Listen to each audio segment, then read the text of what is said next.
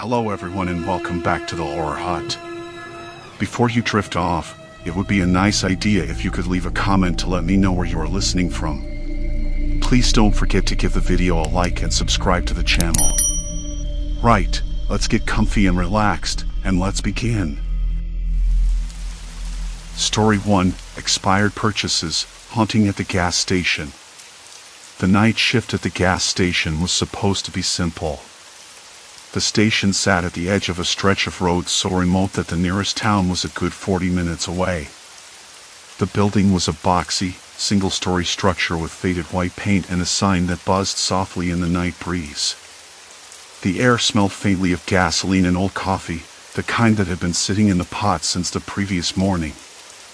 I liked that smell, even if it was a little sour by now. It made me feel like I was somewhere I belonged, even if I wasn't quite sure where that was. I remember the first customer clearly. It was just after midnight. A man in his early 50s, wearing a threadbare jacket and a cap pulled low over his eyes. He moved slowly, almost dragging his feet as he came inside, the bell over the door jangling softly. He didn't glance up at me right away. Instead, he shuffled to the snack aisle without a word. I was behind the counter, wiping down the register with a rag that smelled faintly of lemon. The fluorescent lights buzzed overhead, casting a pale, clinical glow over everything. Outside, the wind was picking up, rattling the loose metal sign. I could hear the distant bark of a dog, the occasional crunch of gravel under tires. The man started picking up bags of chips, then setting them back down. Then he grabbed a couple of bottles of soda from the cooler, their labels dulled and sticky with condensation. I noticed the dates on the snacks, most were months past their expiration. I thought maybe they were just old stock that hadn't sold. I didn't say anything. I wasn't about to lecture a customer about expiration dates. Not my job. When he finally came to the counter, his hands trembled slightly as he placed the items down. His eyes met mine for a brief moment, and I could see something off in them. Like he wasn't entirely present. I asked if he wanted a bag, and he muttered a quick no thanks, his voice low and rough. I handed him his change, and he left, the bell jangling behind him. I shrugged it off. Maybe he was tired or cold. It was late, after all. Nothing unusual in a place like this. But then, another customer arrived around 2 a.m. A young woman, maybe in her early 20s, wearing a hoodie zipped up to her chin. She moved through the aisles with a jerky, uncertain gait. She grabbed a candy bar, then hesitated before shoving it back on the shelf. Then she picked up a bottle of fruit juice, also expired, and paid without a word, eyes darting around like she was afraid someone was watching. I caught a glimpse of her reflection in the glass door. Her face looked pale, almost waxy. For a split second, her lips twitched into what might have been a smile, but it didn't reach her eyes. There was something brittle about her expression. I felt a chill creeping up my neck. Maybe I was overthinking it. Between customers, I filled the time by wiping down the counters, straightening shelves, and staring out into the dark highway beyond the pumps. The wind was louder now, tugging at the edges of the building, rattling the plastic trash bins outside. I could see the headlights of a car approaching from a distance, a ribbon of white light cutting through the black. The next man who came in was different. He was younger, maybe late 30s, dressed in a uniform I didn't recognize. His movements were sharp, almost aggressive. He grabbed several packets of instant noodles and a couple of cans of soda, all of which had stickers showing they'd expired weeks before. When he got to the counter, his fingers tapped rapidly on the countertop, and his eyes flicked to mine in a way that made me uncomfortable. "Got any fresh snacks?" he asked, voice clipped. I glanced at the shelves. We get deliveries once a week. These might be the freshest we've got right now. He let out a dry laugh. Figures. Something about the way he said it, like he was irritated at me personally, sent a shiver down my spine. I gave him his change quickly, hoping to avoid any more conversation. After he left, I noticed a small smear on the counter where he'd been tapping. It looked like dried saliva or maybe a smear of something sticky. I wiped it away, but the feeling of unease stayed with me. By 3 a.m., the station was quieter, but I couldn't shake the sensation that I was being watched. Sometimes, when the wind howled just right, the fluorescent lights flickered, casting long, twitching shadows across the walls. The hum of the refrigeration units in the coolers was a constant low drone, almost hypnotic. I poured myself a cup of coffee, the bitter taste grounding me. The clock ticked loudly in the silence, 3:15, 3:16, 3:17. Then, the power flickered and the lights dimmed for a second before stabilizing again. I blinked and looked toward the door as it creaked open. I wasn't expecting anyone else.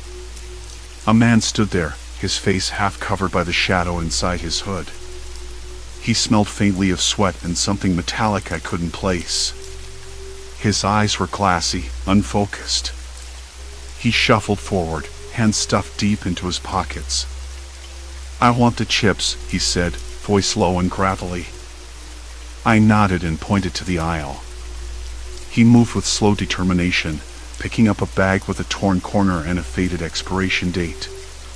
When he came back, I noticed his hands were shaking, but his grip on the bag was tight, almost desperate. At the register, he fumbled with his wallet, dropping coins onto the counter.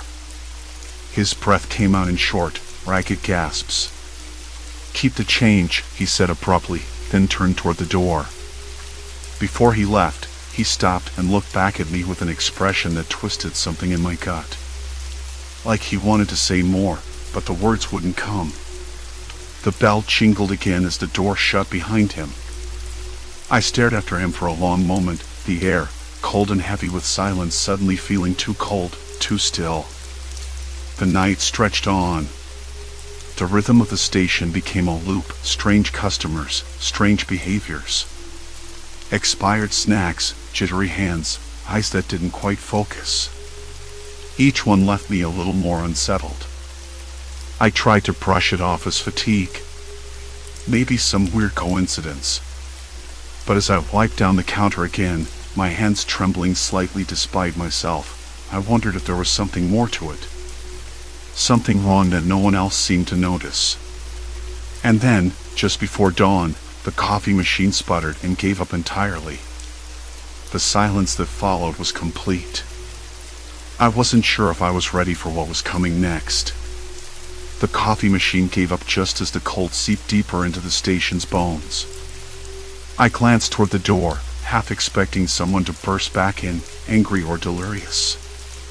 But the parking lot lay empty, just a patch of shadowed gravel and the weak glow of a distant street lamp struggling through the fog. No cars. No footsteps. No voices. Just that thick, unnatural quiet.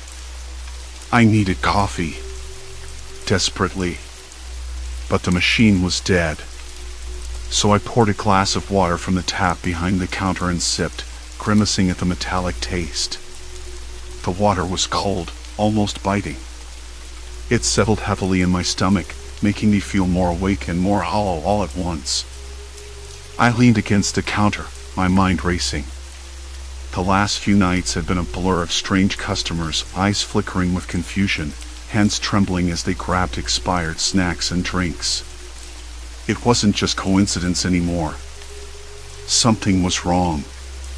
Something I couldn't explain.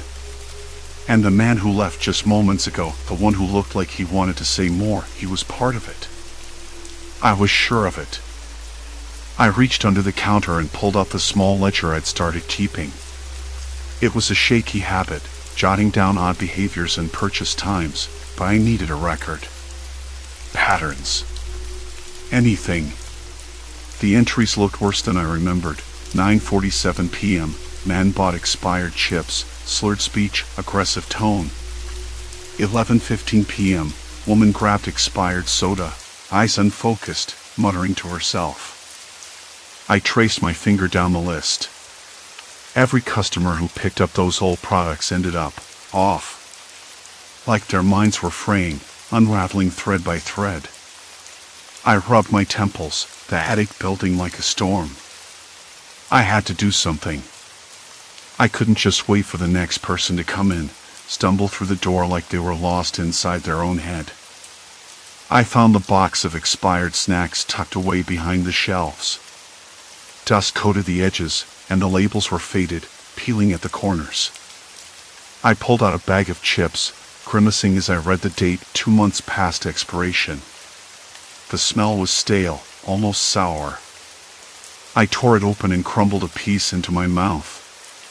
It tasted like old cardboard covered in grease. Not pleasant, but not enough to make me gag. Could something in these snacks be poisoning people's brains? Chemicals breaking down their cognition, their sense of reality? It sounded crazy. But what else could explain it? My phone buzzed sharply on the counter, making me jump. I glanced at the screen. It was a message from Lisa, the woman who managed the station during the day. "Hey, you okay? Heard about the weird customers last night. Something's definitely wrong. Call me when you can." I tapped a quick reply. "Yeah. It's bad. I'm looking into it." Then I sat back, trying to steady my breath. The night dragged on. The flickering fluorescent lights overhead made the shadows dance across the walls. I caught myself glancing toward the corner where the expired products sat, as if they'd suddenly sprout legs and start moving on their own. Ridiculous. Around 3 a.m., the door jingled. Relief surged through me. Finally, a customer. But when I looked up, I saw a man standing there, his face pale, eyes darting erratically. He didn't speak. Just stared, hands clenched at his sides. His jacket was stained and worn, the kind of guy you'd expect to be passed over by the world. I asked, "Can I help you?"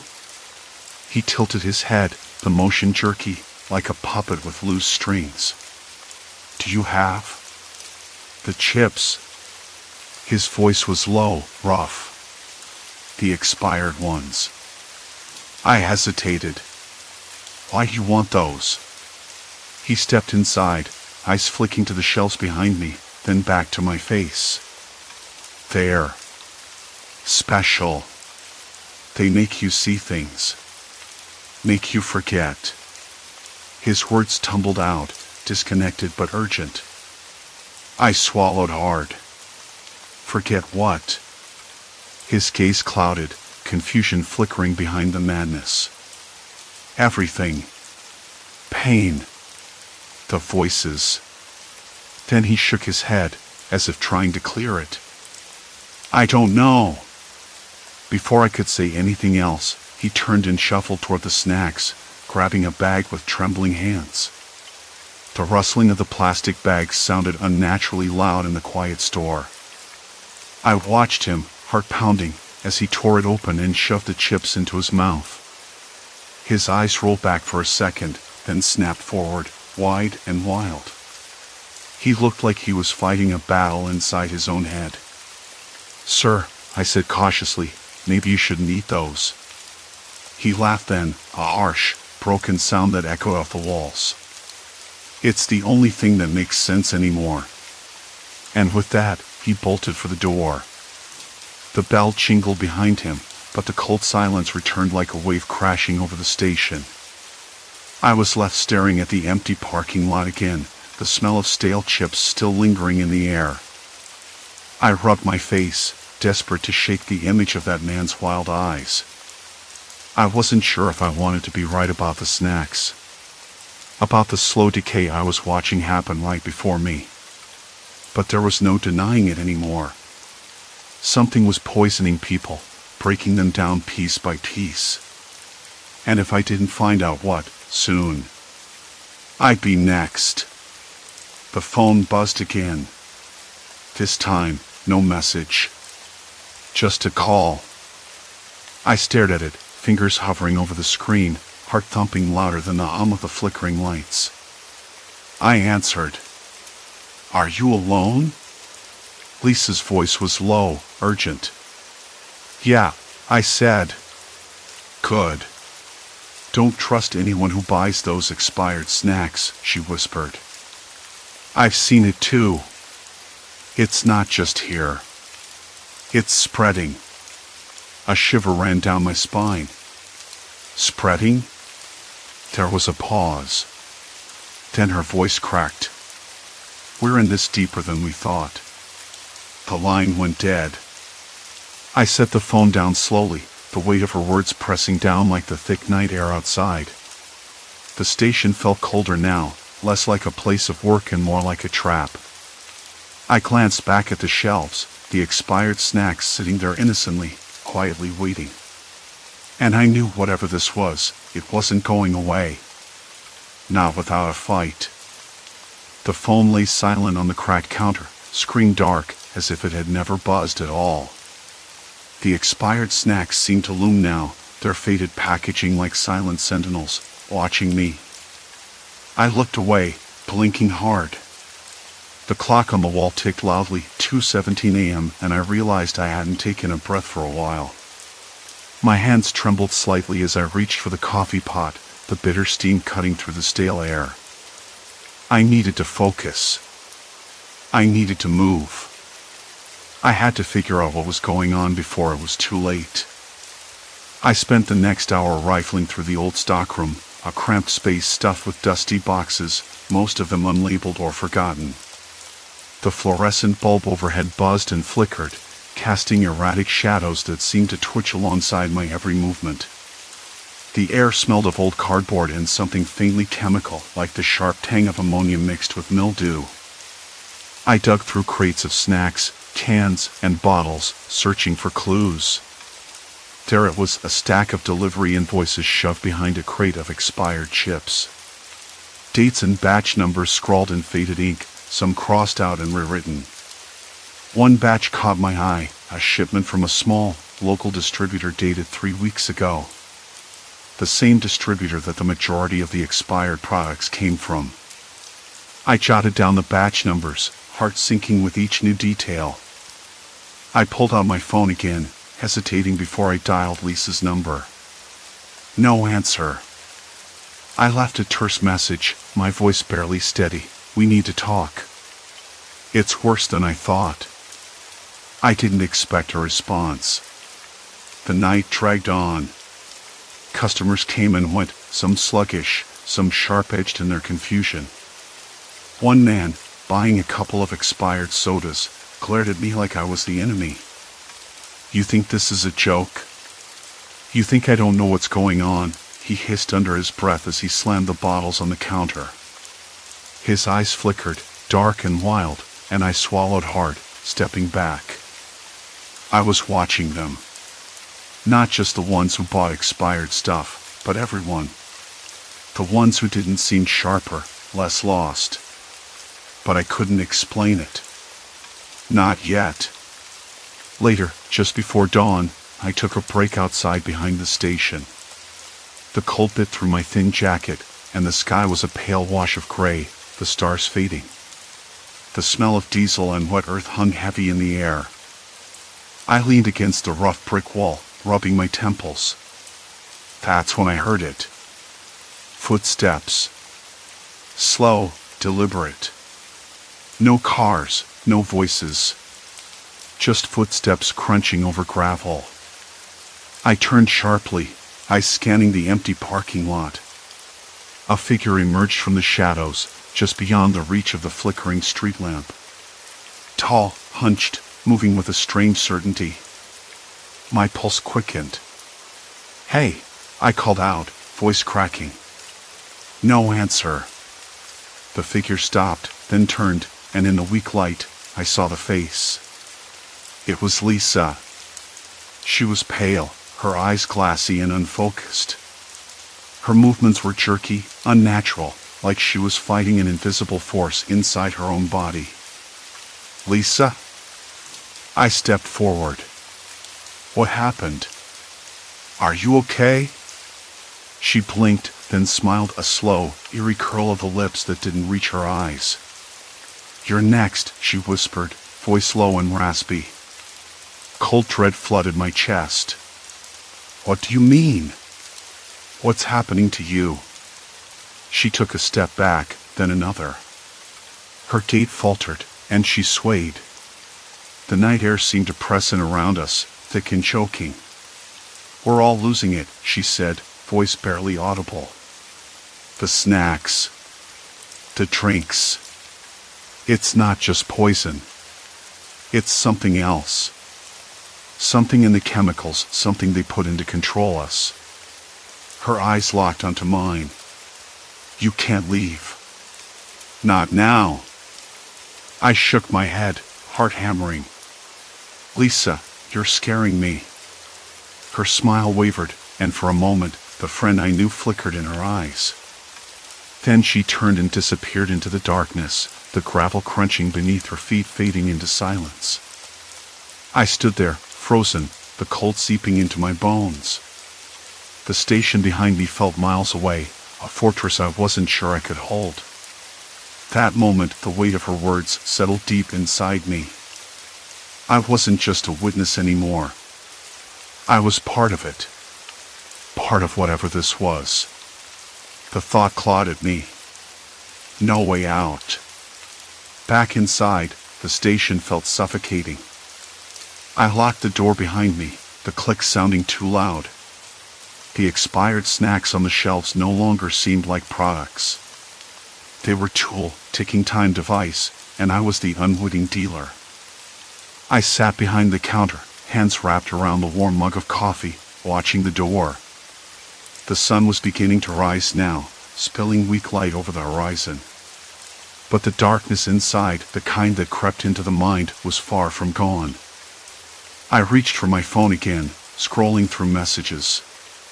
One new text. Don't trust anyone. They're already inside. No name. No number. Just that. I swallowed hard. The poison was in the snacks.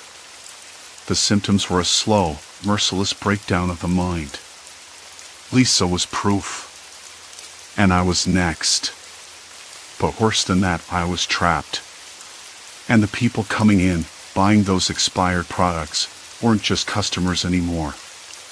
They were the enemy. The station's lights flickered again, and I realized with a sinking certainty, there was no escape now. Only the long, slow fight to hold on to what was left of myself. The coffee had gone cold. The message on my phone burned in my mind, don't trust anyone. They're already inside. No sender, no clue. Just that. A warning or a threat. I wasn't sure anymore. The line between the two blurred the longer I sat there, waiting for the inevitable. The door chimed softly. I looked up, breath catching. It was too early, but customers didn't follow schedules out here. They came when they needed, and sometimes when they didn't. A man shuffled in, eyes glassy, pupils dilated, like he'd been staring at something too long or nowhere at all. He moved with a slow, jerky gait, like a puppet with tangled strings. I recognized him from the previous night. The same one who bought the expired energy drinks and muttered nonsense under his breath. His clothes hung loosely on his frame, stained and crumpled. His hands trembled as he reached for a bag of chips, fingers fumbling over the package like it was foreign. Sir, I said, voice steadier than I felt, these snacks are expired. I can't sell them to you. He blinked, slow and heavy, then his mouth twisted into a sneer. They're not, he said, voice rough like gravel.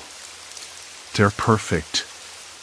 I stepped back behind the counter, heart thudding against my ribs. Look, I'm just trying to keep everyone safe. These products, they're bad. They're making people sick. He laughed then. Low, guttural, like something broken inside him. Sick? No. We're waking up. You're the one asleep. His eyes locked onto mine, wild and accusing. I swallowed hard. The man's breath smelled of stale smoke and something metallic, like copper. It made my stomach turn. What do you mean by that? I asked, trying to keep the panic from rising in my voice. He took a step forward, unsteady but deliberate. You think this is about snacks? About poison? It's about control. About breaking the chains. You don't see it yet, but you will. I wanted to tell him to leave. To run. But the words caught in my throat. The man's gaze pinned me like a hawk watching its prey. A sudden noise, a sharp clang from the back room, made us both jump. The man's head snapped toward the sound, pupils narrowing. I took the moment to edge away, my hands brushing against the cold counter. Who's there? I called, voice uneven. Silence. Complete silence. The air felt heavier now, thick with something I couldn't place. Fear? Doubt. Or maybe exhaustion, the kind that clouds your mind until you don't know what's real anymore. The man smiled then, a slow, chilling curl of his lips. They're here, he whispered. Inside. Watching. I blinked, scanning the empty aisles, the flickering shelves stacked with poisoned goods. The expired snacks, the tainted drinks, silent tool in this quiet war. Watching what? I asked, voice barely above a whisper. You, he said. Us all. The ones who can see the cracks. His words sent a shiver down my spine. The realization hit me like a punch to the gut. This wasn't just about the snacks or the slow decay they caused. It was about people, broken and unraveling, turning on each other in confusion and fear. The poison was in their minds, but the real danger was the madness spreading like wildfire. The man lurched toward the door suddenly, muttering to himself. I wanted to stop him, to ask more questions, but he was gone before I could move. The store felt emptier after that. The silence pressed in, louder than before. I sank back into my chair, rubbing my temples. My hands trembled, and the taste of bile rose in my throat. I needed to find answers. To understand what I was up against. But every step I took felt like sinking deeper into quicksand. Then, the phone buzzed again. Another message. They're closer than you think. I froze, the screen's cold light reflecting in my eyes. The door chimed again, once, twice, soft, deliberate. I wasn't alone anymore. And this time, I wasn't sure I'd be ready. The sound of the door chime echoed through the silence, each ring a hammer against my nerves. I held my breath, every muscle coiled, eyes locked on the door's shadowed frame. The lock clicked softly, and the knob turned with a slow, deliberate twist. Heart pounding, I shoved my chair back, pressing myself against the wall as the door creaked open. A figure stood there, half swallowed by the dim hallway light. Not a threat, at least, not yet. Familiar, in a way that unsettled me more than a stranger ever could be. It's me, they said quietly, stepping inside without waiting for an invitation. The faint scent of rain clung to their coat, and their eyes flickered with the kind of desperation I recognized all too well. We don't have much time. I swallowed hard, struggling to steady my voice. Who else knows? I asked, my fingers tightening around the edge of the table. Only a few. But they're watching. Watching our every move. They pulled out a crumpled photograph, sliding it across to me. This is why they want you, why they want to keep you in the dark. I stared at the grainy image, blurred figures standing in a nondescript alley, a symbol faintly visible on one of their jackets. The same symbol I'd seen earlier, the one that had slipped under my radar until now. Recognition dawned, cold and sharp. They're part of something bigger, my visitor continued. A network with eyes everywhere.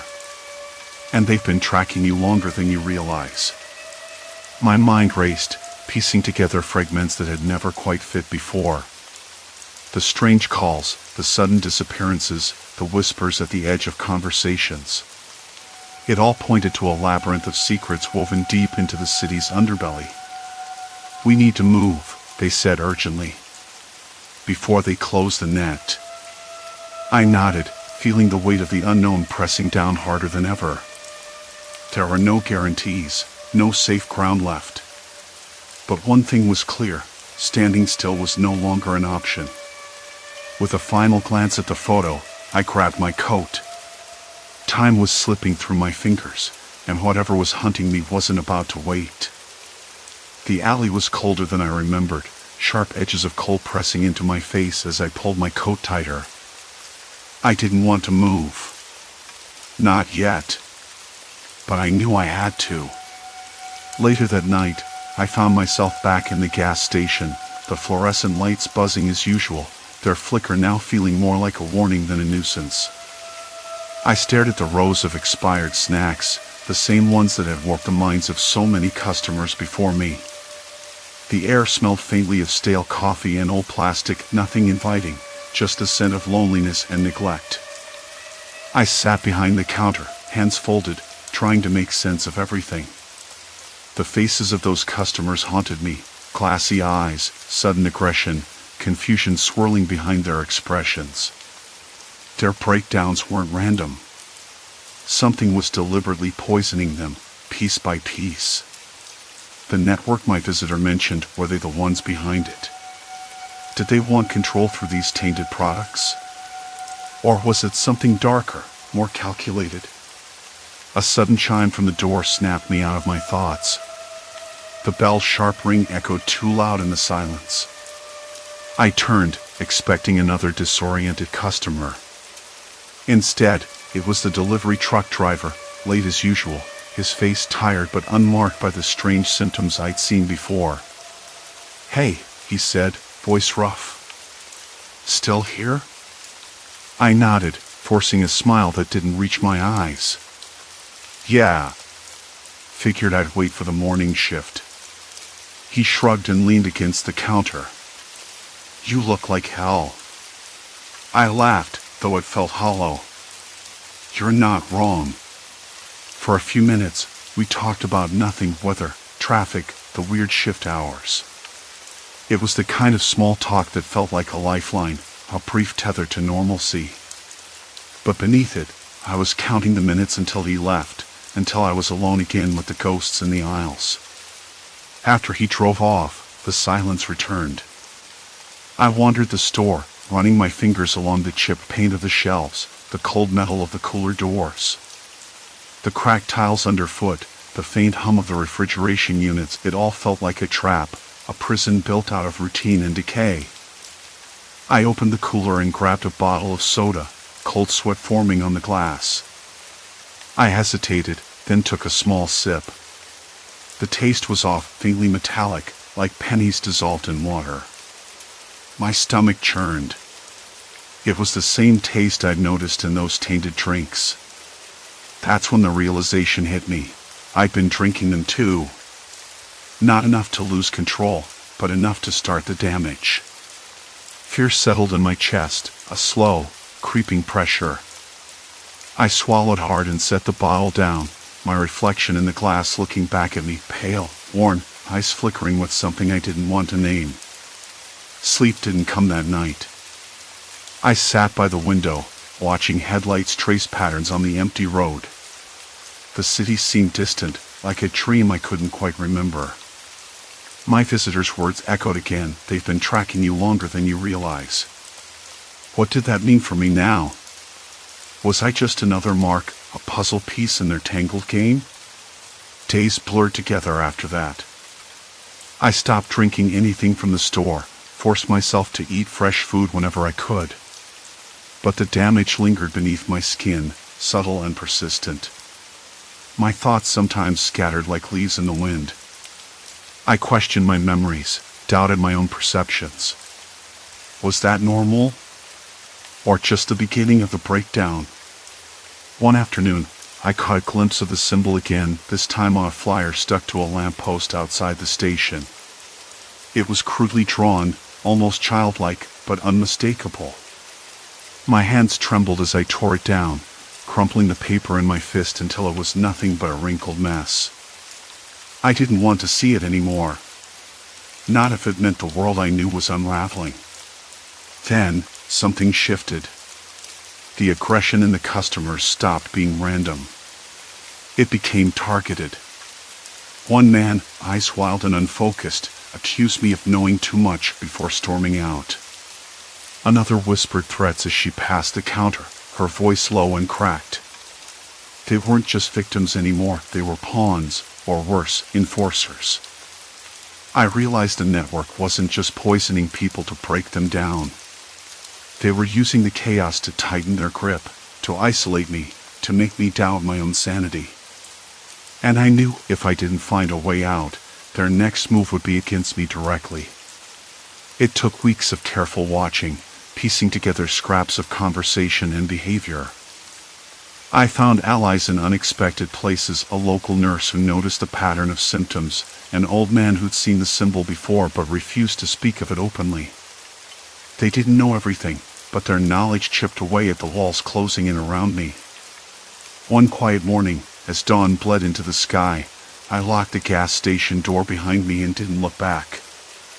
I left the expired products on the shelves, untouched and toxic, a silent testament to the nightmare I'd lived through. The road ahead was uncertain, but the weight pressing down on my chest felt lighter somehow. I wasn't the same person who'd started those night shifts.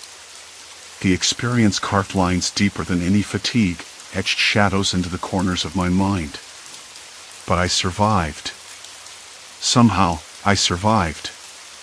In the months that followed, the network's presence faded from my life. The customers stopped coming, or at least stopped buying those cursed products. The gas station changed hands, the new owner repainting the walls and restocking fresh goods.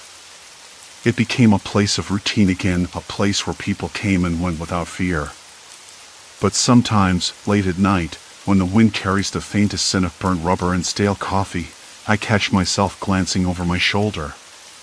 The symbol lingers in the back of my mind, a shadow that refuses to disappear completely. I don't know if the network is gone or just waiting. Maybe they're still out there, watching, ready to close the net if I slip up again. And maybe, in some way, part of me will always be waiting for the moment when the nightmare might start all over. But for now, I'm here. Breathing. Standing on solid ground, even if that ground feels a little shaky beneath my feet. I've learned that survival isn't about knowing all the answers.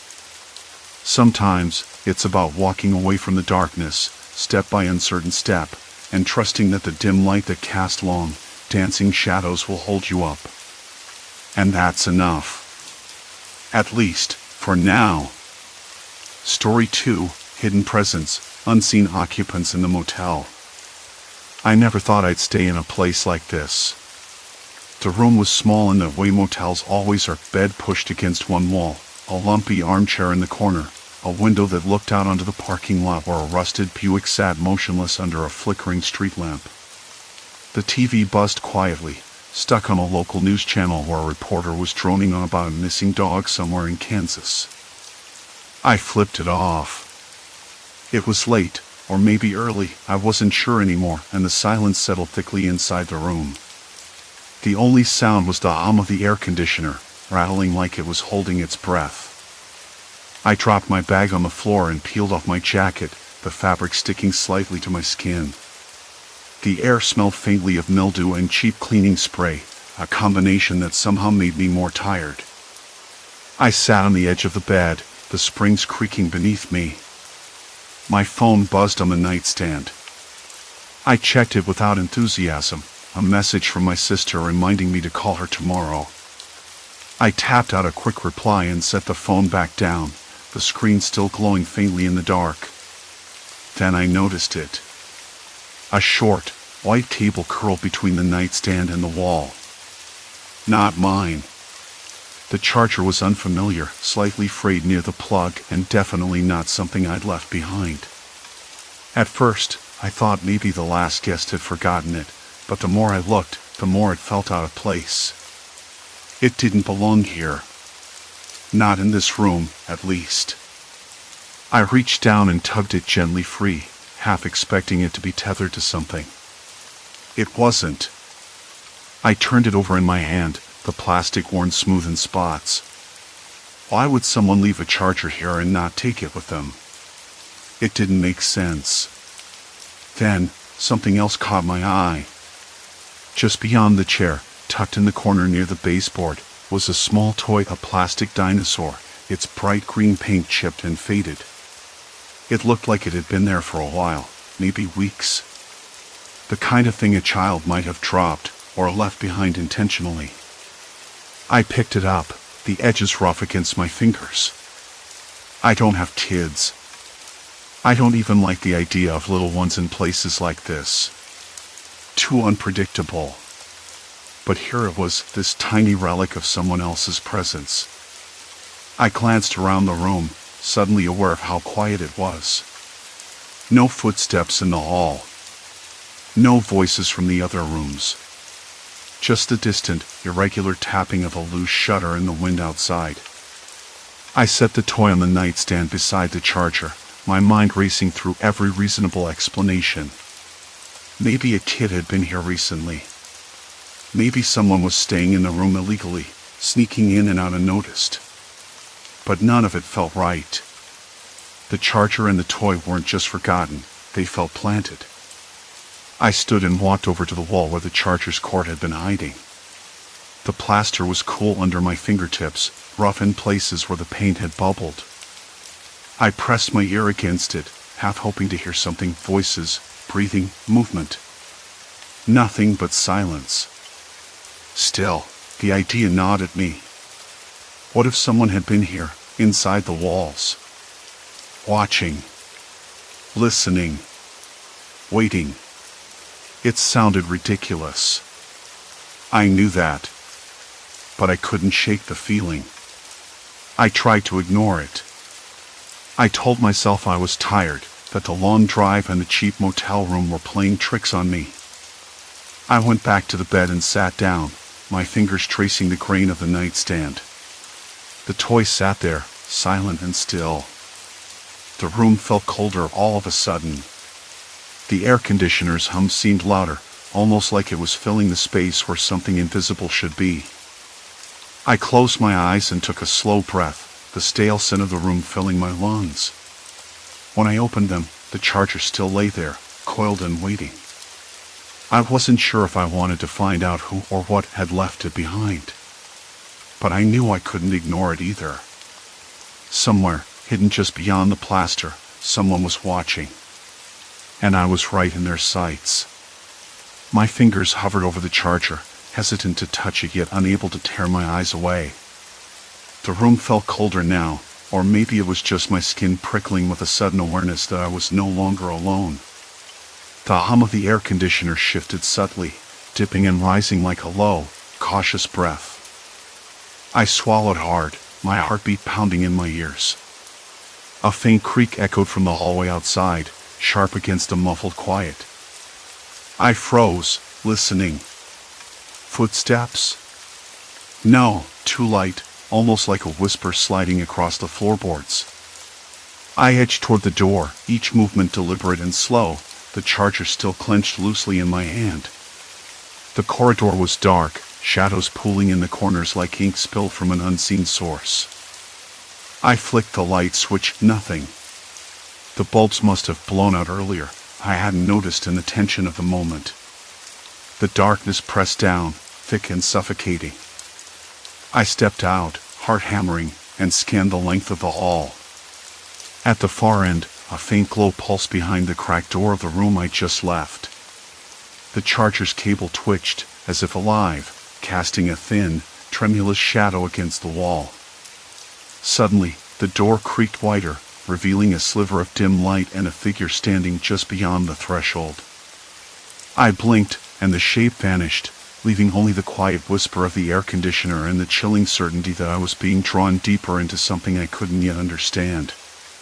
The charger remained in my palm, cold and insistent, a silent summons I could no longer refuse. The door creaked shut behind me, and the faint glow disappeared as if it had never been. I pressed my back against the rough plaster, fingers brushing over the chipped paint. The texture was uneven, cracked in places where moisture had crept in and settled. The hallway light buzzed somewhere far off, but here it was dead, swallowed by shadow. I swallowed hard, the taste of iron sharp on my tongue. Was I imagining things? The figure, the twitching cable, was it all a trick of fatigue or something darker? No! I knew better. Something was wrong. I slipped the charger into my pocket and moved back into the room, the door clicking softly behind me. The child's toy sat abandoned on the corner of the dresser, a plastic soldier, faded and scuffed, its limbs frozen mid-stride. I picked it up, feeling the cold hard plastic, the rough edges where paint had chipped away. Why was it here? Whose had it been? Questions crowded in, but no answers came. The room was still, but the silence was heavy, as if waiting. I stared at the walls, tracing the thin cracks and peeling wallpaper with my eyes, searching for any sign of disturbance. The faint hum of the air, cold and heavy with silence conditioner, filled the space unevenly, sometimes louder, sometimes barely there. I crouched, listening. Nothing. No footsteps, no whispers, no movement beyond the soft, steady drone. I needed to know more. By the dim glow of my phone screen, I pulled out the charger again, examining it closely. It wasn't mine. The clip was slightly bent, the cable frayed near the end. I traced the imprint on the plastic, an obscure logo I didn't recognize. Someone else had been here, someone who hadn't checked out properly. Or maybe hadn't checked out at all. I slid open the bedside drawer. Empty. The closet? Just a few hangers and the faint smell of mothballs. Nothing. But the feeling of being watched, of someone lurking just out of sight, settled deeper in my bones. I needed a plan. The next morning, sunlight spilled through the thin curtains, casting long rectangles of light onto the tired carpet. I woke with a dry mouth and a pounding head, the night's discoveries replaying in my mind with relentless clarity. I remembered the charger, the toy, the twitching cable. Was the figure real or some trick of shadow? I couldn't decide, but I couldn't ignore it either. I dressed quickly in the cramped bathroom, the cracked mirror reflecting a face I barely recognized. Tired eyes, pale skin, a crease between my brows I hadn't noticed before. That crease deepened as I stepped into the hall, the air cooler than I expected, carrying the faint scent of damp wood and something metallic. I decided to visit the front desk. Maybe someone had reported a missing charger or a lost child's toy. Maybe someone had noticed something, anything out of place. The clerk was a young woman, her name tag read Maggie, and she looked as worn out as the place itself. She smiled tiredly when I showed her the charger and described the toy. "No one's asked about those," she said, voice low, eyes flickering with something I couldn't place. "But this place? People come and go all the time. Lost stuff's normal. We don't keep track." I pressed. "Has anyone ever reported strange noises? Odd things happening?" She hesitated, then shook her head. "Not that I know of. But, between you and me, this place has its quirks. Old building, thin walls. You hear things you shouldn't. I guess people just ignore it." I nodded, not sure if I should believe her or not. Back in my room, I began a systematic search. Behind the dresser, under the bed, inside the air vents. The vents rattled when I touched them, cold metal with sharp edges, but no sign of human presence. No footprints, No discarded food wrappers, no hiding places. Yet the sense of being watched wouldn't fade. I tapped the walls, listening for hollow spots. One panel near the bathroom gave a slightly different sound, a dull thump instead of a solid tone. I pressed harder, fingers prying at the edge. The panel shifted, revealing a narrow gap. My breath hitched. Inside, a cramped crawl space, barely wide enough to squeeze through. The smell hit me first, musty, like sweat and old fabric. I pulled out my phone and shone the light inside. A pair of worn sneakers lay tucked in a corner, scuffed and dusty. Nearby, a battered notebook with pages yellowed and torn. I pulled the notebook free, flipping through pages filled with cramped handwriting. Names, dates, observations, fragments of lives passing through this motel. Notes on guests, their habits, their routines. I shivered, the realization sinking in. Someone had been living here, inside the walls, watching every move. Not just watching, recording. The charger. The toy. All signs of a hidden witness. I sat back against the wall, heart hammering. Who was this person? Why hadn't they been found? And what did they want? The quiet was broken by a faint scratching sound from behind the panel. My pulse quickened. I held my breath, every nerve on edge. The scratching grew louder, more deliberate, as if someone or something was trying to communicate without being seen. I wanted to call out, to ask who was there. But my voice caught in my throat. Instead, I pressed my ear to the wall, straining to hear. A whisper, barely audible, carried through the plaster. "Don't look." The words sent a chill racing down my spine. I pulled away, heart pounding so hard it felt like it might burst through my ribs. The room, the motel, the entire building seemed to close in around me. I wasn't alone. And I wasn't safe. Outside, a dog barked, sharp and sudden, breaking the silence. I swallowed hard, fingers trembling as I closed the panel and backed away. The light flickered overhead, casting long shadows that danced like silent watchers. I knew one thing for certain, this was just the beginning. I didn't move for what felt like minutes, maybe longer. The charger and the toy weren't mistakes or forgotten items from decades ago. Someone had been here, watching. Living. Maybe even right now. I needed air.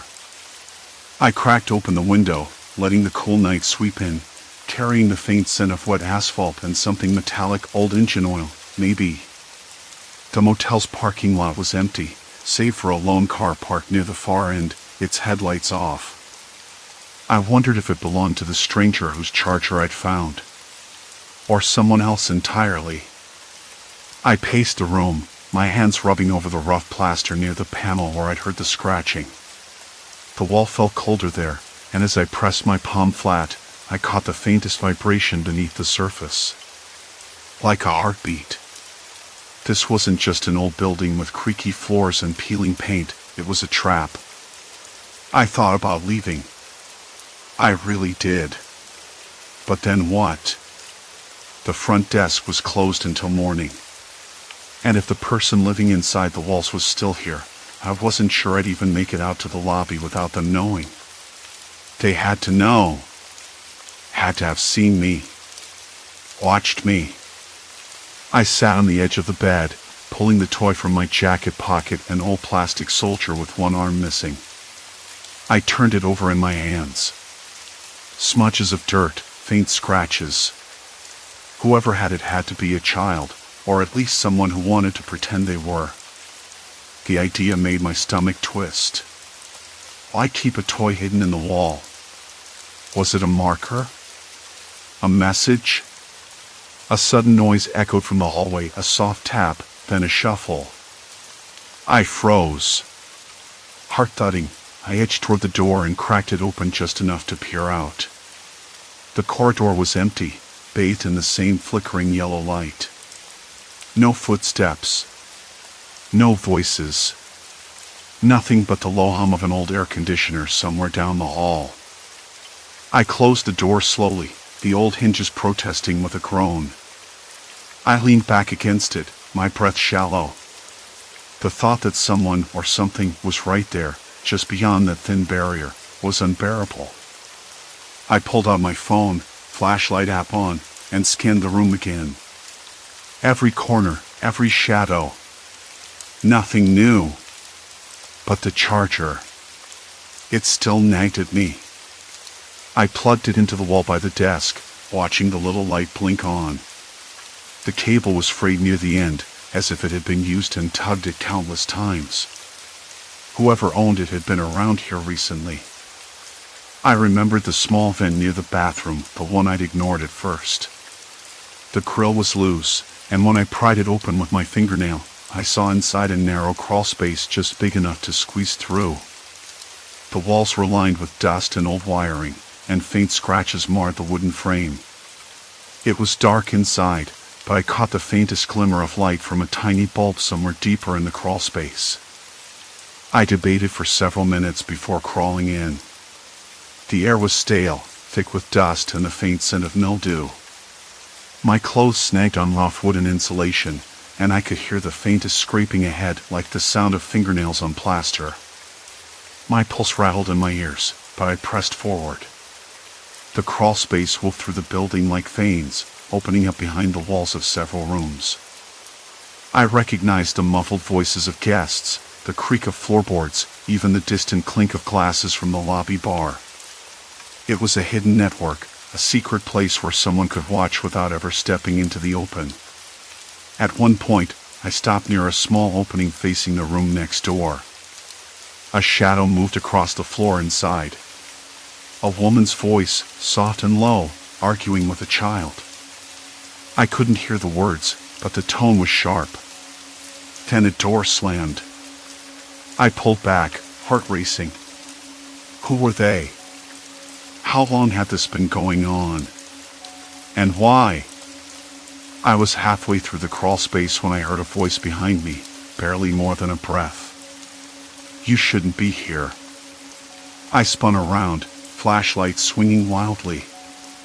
The crawl space was tight, but I caught a glimpse of a figure retreating deeper into the darkness. Panic surged, but I forced myself to stay quiet, following slowly, breathing shallow. Why? I whispered. Who are you? No answer. Just the sound of movement, a soft shuffle, then silence. I pressed forward until the crawl space opened into a small hidden room, no bigger than a closet. Inside, I found a makeshift bed, a few cans of food, and a small collection of personal items, a tattered notebook, a half-finished puzzle, and a worn photograph of a smiling child. My hands trembled as I picked up the photo. The child's eyes stared back at me, bright and innocent, but there was something else, something sad.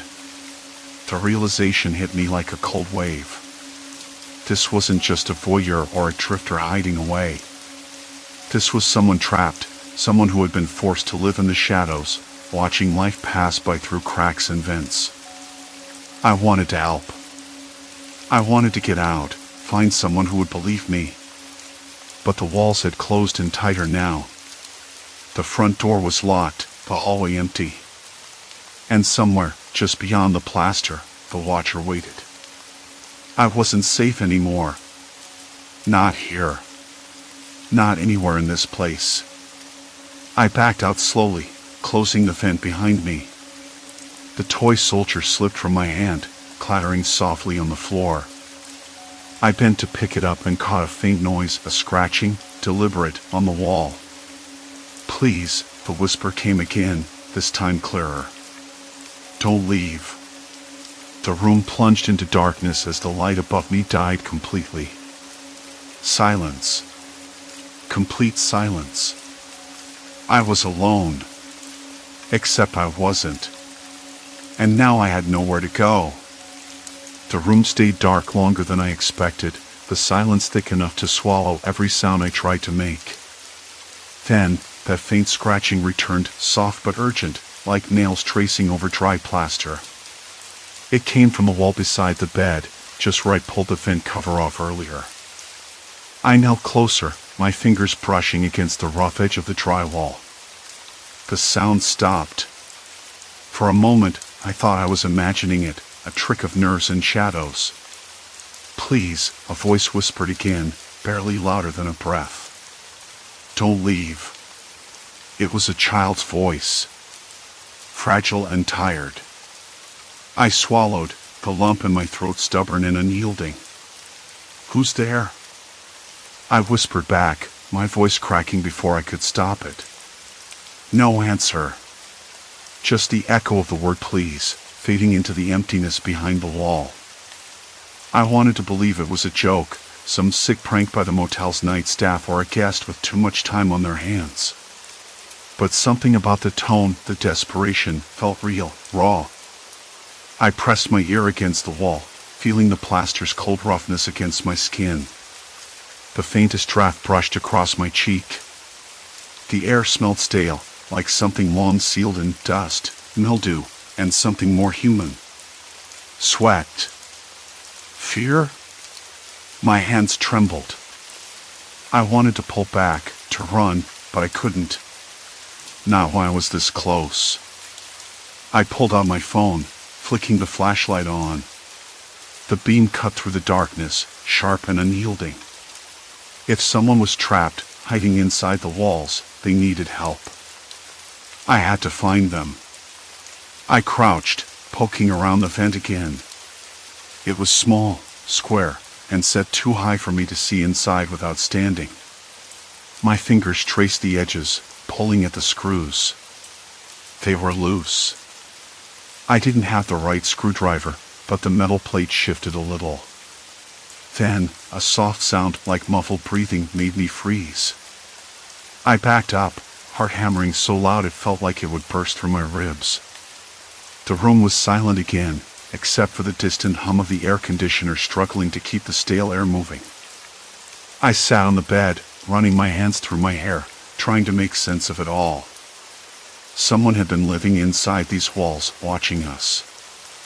Watching me. For how long? Days? Weeks? Maybe even months. The charger and the toy soldier weren't accidents. Those were signs, markers left behind like breadcrumbs. But why? And how? How did they survive without leaving any trace? Food, water, air?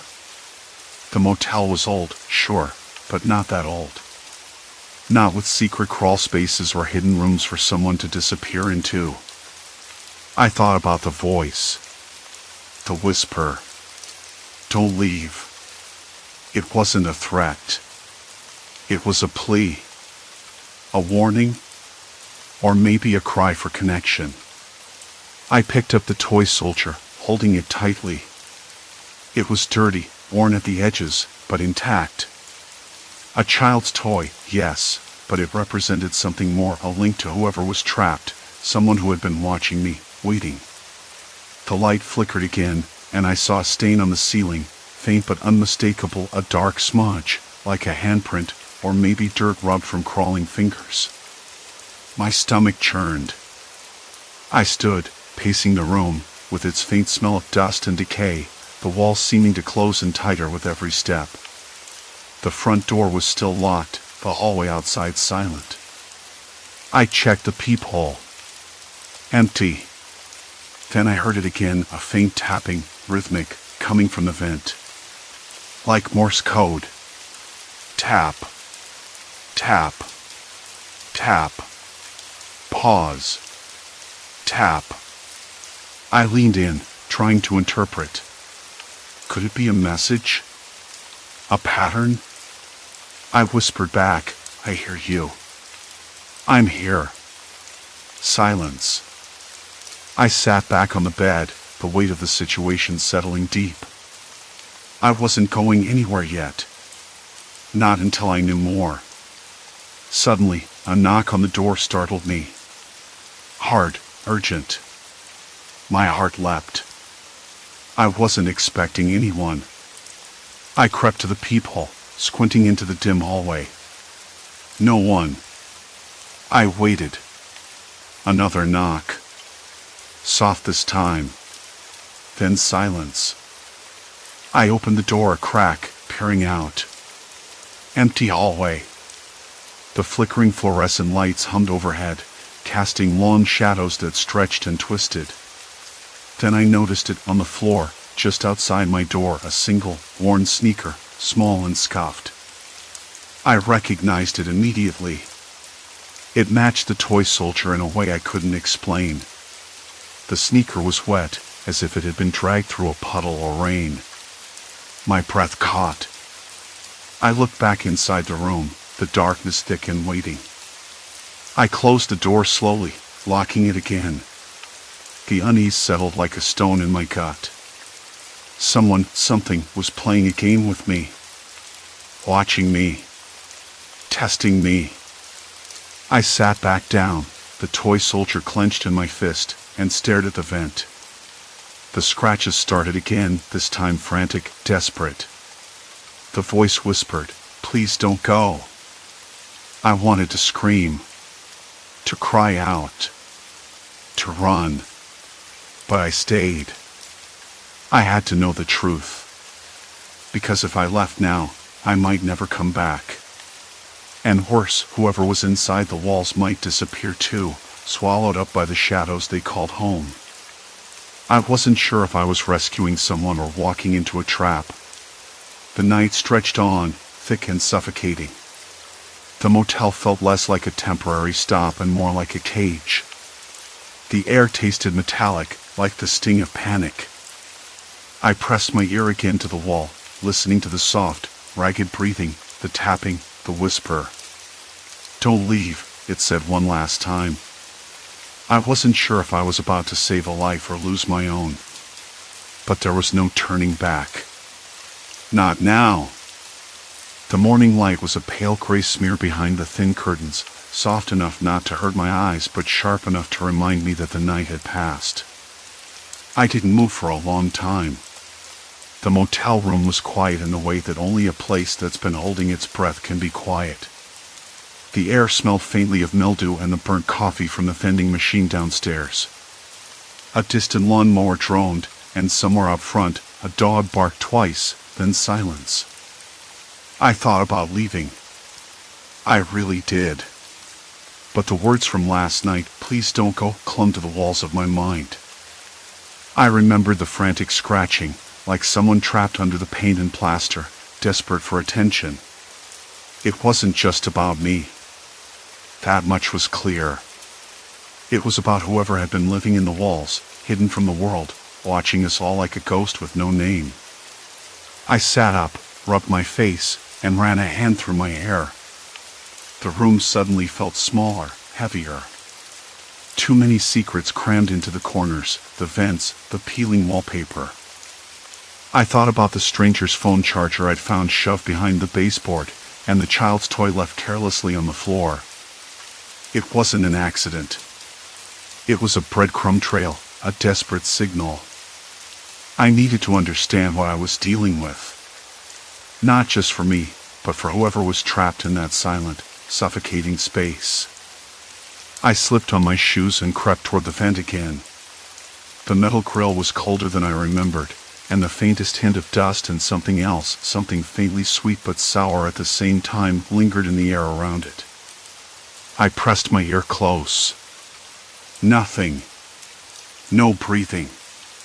No scratching. Just the dull hum of the motel's ancient air conditioning. I pulled my phone out and dialed the front desk. I wasn't sure what I was going to say, but I knew I had to try. "Hello," a tired voice answered. "Hi, it's room 14, I said, trying to keep my voice steady. "Have you had any reports of missing people? Or strange noises? Anything unusual?" There was a pause. Then, "No, sir. Nothing like that. We don't get many complaints. Just the usual leaky pipes, old wiring, stuff like that." Have there been any renovations or repairs recently? Like, in the walls? Not recently. Last work was months ago. If you're hearing weird noises, maybe it's rats or something. The voice sounded dismissive, tired. I hung up, feeling the old knot tighten in my chest. Rats. Yeah, maybe. But the voice from last night wasn't squeaks or scurrying. It was human. I paced the room, with its faint smell of dust and decay, the toy soldier clutched in my hand again. I thought about the nights I'd spent in cheap motels before, the transient lives crisscrossing through these stale, temporary spaces. What kind of person could disappear into the walls and survive? How long had they been here, hidden like a secret? The thought made my skin crawl. The questions kept piling up, but the answers weren't coming. Later that day, I went back downstairs and found the manager. An old man with creased skin and a tired smile. I asked him about the history of the building, about anyone who might have disappeared or gone missing. He looked at me like I'd lost my mind. This place? Nothing strange here. Mostly travelers, drifters, folks passing through. Sometimes people get lonely, sure. But no one's been living in the walls. I nodded, but I knew better. The phone charger, the toy, the voice, someone had been here. I just had to find proof. That night, I returned to the room with a flashlight and a resolve that felt heavier than the weight of the walls themselves. I knelt by the vent, and this time, I did something stupid. I tried to pry the grill off. It was stuck fast, but I managed to loosen one corner. The metal was cold and rough under my fingers. The darkness inside was absolute, and the smell was stronger now, damp, stale, and something else I couldn't place. My breath hitched. I flashed the light inside. There was nothing but empty space, dust motes dancing in the beam. Then I heard it, a faint shuffle, like fabric brushing against plaster. I froze. My hand trembled. The light caught a narrow crack in the wall beside the vent. It was just enough to see a small hollow space, maybe a crawl space or a maintenance shaft. And then, a whisper. So soft I almost doubted it. Help me. I sat back on my heels, heart hammering. This wasn't just a game anymore. It was real. I spent the next hour talking to the voice, coaxing it out, promising help.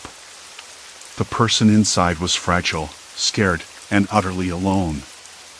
They told me their name, Jesse, and how they'd been hiding for months, trapped after being kicked out of their own life. A child once, lost and forgotten, now a ghost in the walls. I called 911 quietly, explaining the situation, though I wasn't sure if they'd believe me. When the officers arrived, they were skeptical but thorough. They tore open a section of the wall near the vent and found something no one expected, a small, cramped hollow with a thin mattress, a few tattered clothes, and a makeshift stash of food wrappers. Jesse was alive, pale and shaking, but alive. The aftermath was a blur. Social services took over. The motel manager had no choice but to face the consequences, and I was left with a numb ache in my chest that no amount of relief could wash away. Jesse's story was one of neglect and desperation, the kind of pain that hides behind walls and silence. I stayed with Jesse for a while in the hospital, watching as they took their first real breaths of freedom. Life, I realized, was as fragile as the thin plaster hiding secrets in the dark. Weeks passed. The motel was closed for repairs, the walls stripped bare and exposed to the light. I visited Jesse once, sitting by their bedside, holding a cup of lukewarm coffee and listening to the quiet hum of machines. We didn't talk much, words felt unnecessary. Something inside me had changed. I was no longer just a traveler passing through. I was someone who had seen what hides in the shadows of ordinary places. And I knew now that silence could be louder than screams. The motel still stands, but it's different now. Empty, echoing with the ghosts of what was hidden. I walk past it sometimes, the toy soldier still tucked in my pocket like a talisman. The world feels bigger, more uncertain, but also more urgent. I don't think I'll ever stop hearing the whispers. Not really. They remind me that the walls have eyes, and sometimes they hold more than just echoes. Story 3, Flickering Lights, Suburb's Reality Distorts. The first night the new streetlights flickered on, I noticed it the second I stepped outside. I live in a quiet little suburb where nothing ever really happens. The kind of place where people nod during morning walks and you can hear the faint hum of distant lawnmowers on Saturday afternoons. That night, the new lamps cast a pale, bluish-white glow that didn't quite match the warmth I remembered. Even the shadows felt different, longer, thinner, like they were stretching sideways instead of down. I blinked, looked again. It was subtle, but it was there. I told myself it was just fatigue. I'd spent the afternoon poring over spreadsheets at work, then sat through a dull Zoom meeting about quarterly targets that barely registered. My head was full of numbers and deadlines, not weird lights. Still, as I walked the dog, I caught a glimpse of the neighbor's red brick wall and thought, no, that's not the right shade of red. It was too sharp, too synthetic. The dog tugged on the leash and barked at a squirrel that didn't seem to move quite right, jerking in odd, robotic bursts. I stopped, looked down at the little creature. It froze for a second longer than usual before darting away. When I got back inside, my fingers hovered over the light switch, hesitating. The kitchen felt colder, the fluorescent bulbs buzzing quietly above the sink. I filled a glass with tap water, took a sip. The taste was flat, like it had lost something, maybe the faint hint of chlorine that usually lingered. I shook my head, tried to clear the strange sensation. The next morning, I mentioned the odd color shift to my neighbor, Mrs. Green, a woman in her 70s who always tended her rose bushes like they were her children. She paused, wiping dirt from her hands onto her apron. "You're right, dear," she said slowly, squinting toward the street. "The new lights don't have the same warmth as the old ones. Makes everything look unnatural, doesn't it?" I nodded, glad I wasn't the only one. "It's like the world's been retouched," I said, though it sounded ridiculous out loud. "Everything feels sharper, but somehow thinner." She chuckled softly. "Maybe it's just the city trying to save energy. You know, these new LED things. The council says they're better for the environment." Better for the environment or better for something else? The thought slipped through my mind, but I didn't voice it. I didn't want to sound paranoid. Not yet. Over the next few days, the changes grew more noticeable. Not dramatic, but enough to unsettle. The color of the sky at dusk seemed to stretch and bend, the fading light lingering too long or vanishing too suddenly. On my morning run, the familiar blue mailbox at the corner looked almost glossy, as if freshly painted, but I knew that mailbox hadn't been touched in years. I stopped to touch it anyway. The metal was smooth, colder than I remembered, and the paint didn't chip under my fingers like it used to. At work, things felt off too. My computer screen's color calibration felt wrong. Documents I'd skimmed a dozen times suddenly looked unfamiliar. I found myself rereading emails, wondering if I'd imagined some of the sentences. Had I really agreed to that meeting on Thursday? Or was it next week? My calendar looked correct, but the feeling of uncertainty gnawed at me. I told myself to stop overthinking it. Fatigue. Stress. Too much screen time. But the strangest thing happened on Saturday evening. I was walking back from the grocery store, bags in hand, when I noticed the streetlights again. One of them flickered rapidly, then settled into that same bluish glow.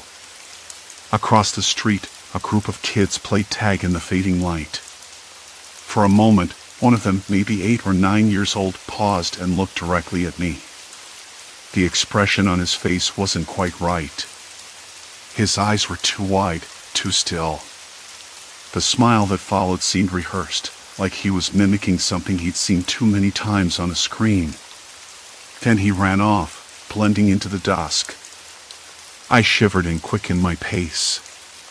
The air smelled faintly metallic, like a penny pressed against a tongue, but colder, sharper. I glanced over my shoulder. Nothing. Just the quiet street, the hum of the new lamps overhead. Later that night, I sat at the kitchen table, the glow from my laptop screen washing over my face. I opened an article about the city's energy upgrades, skimming through the usual praise from officials about the efficiency and longevity of the new streetlights.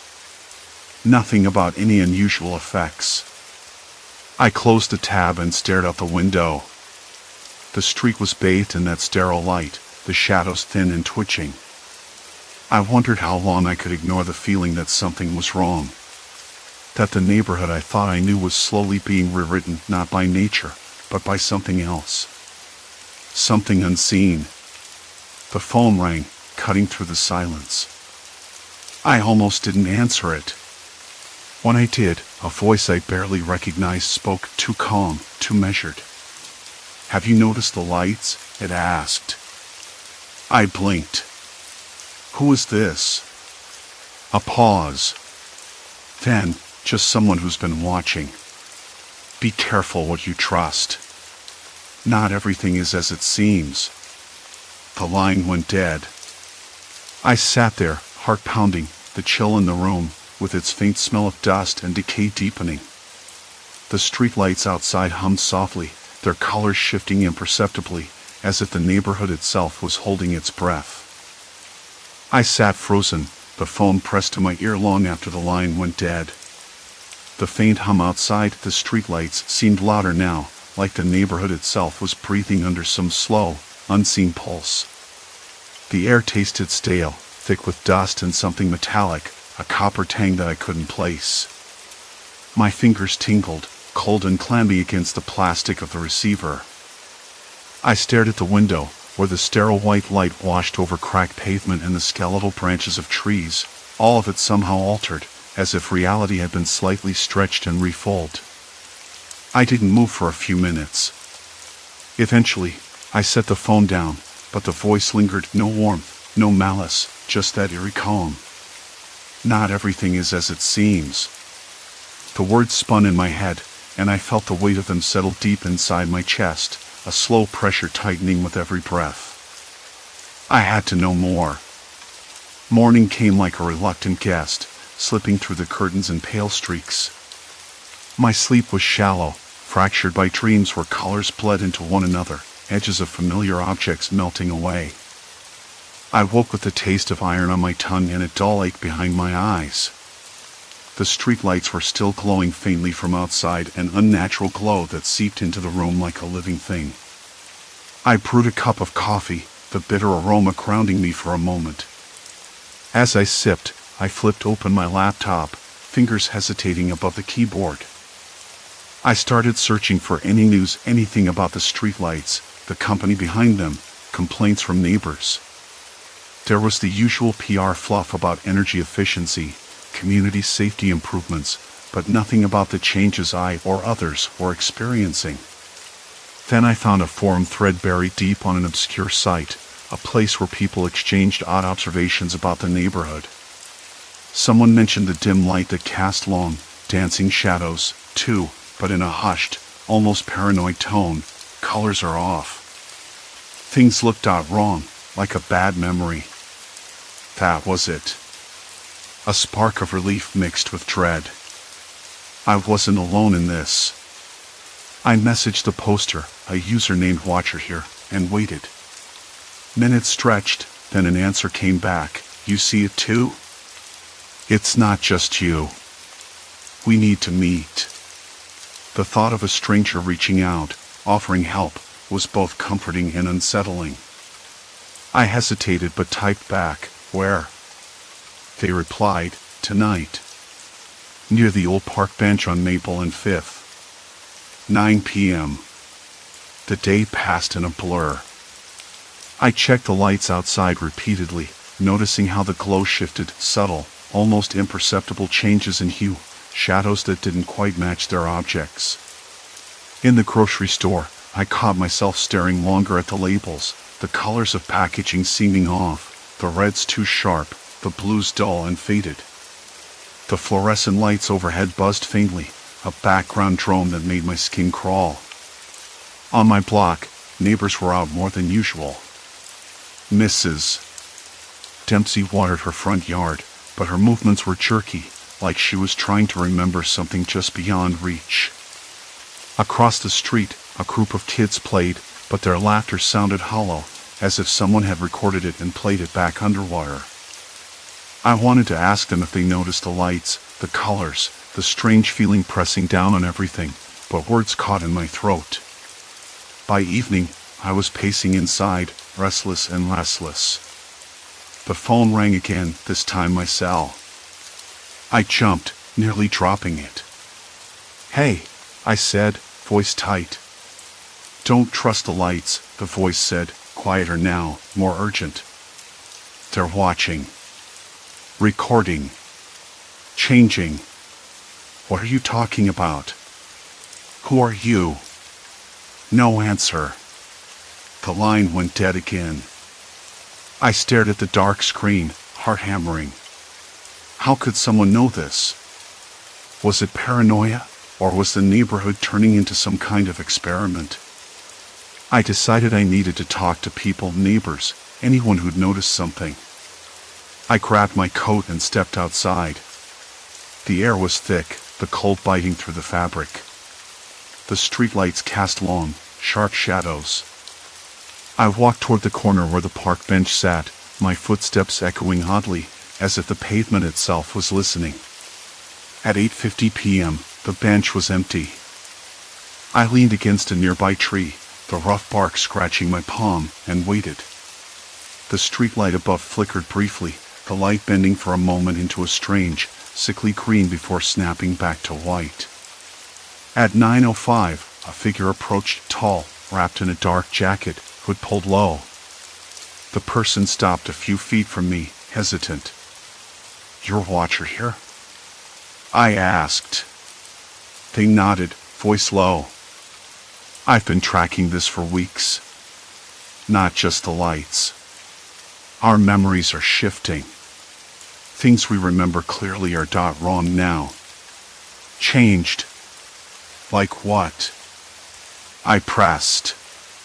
"Like the park itself. It's smaller. Trees that were there last year are gone, but no one remembers planting or cutting any down.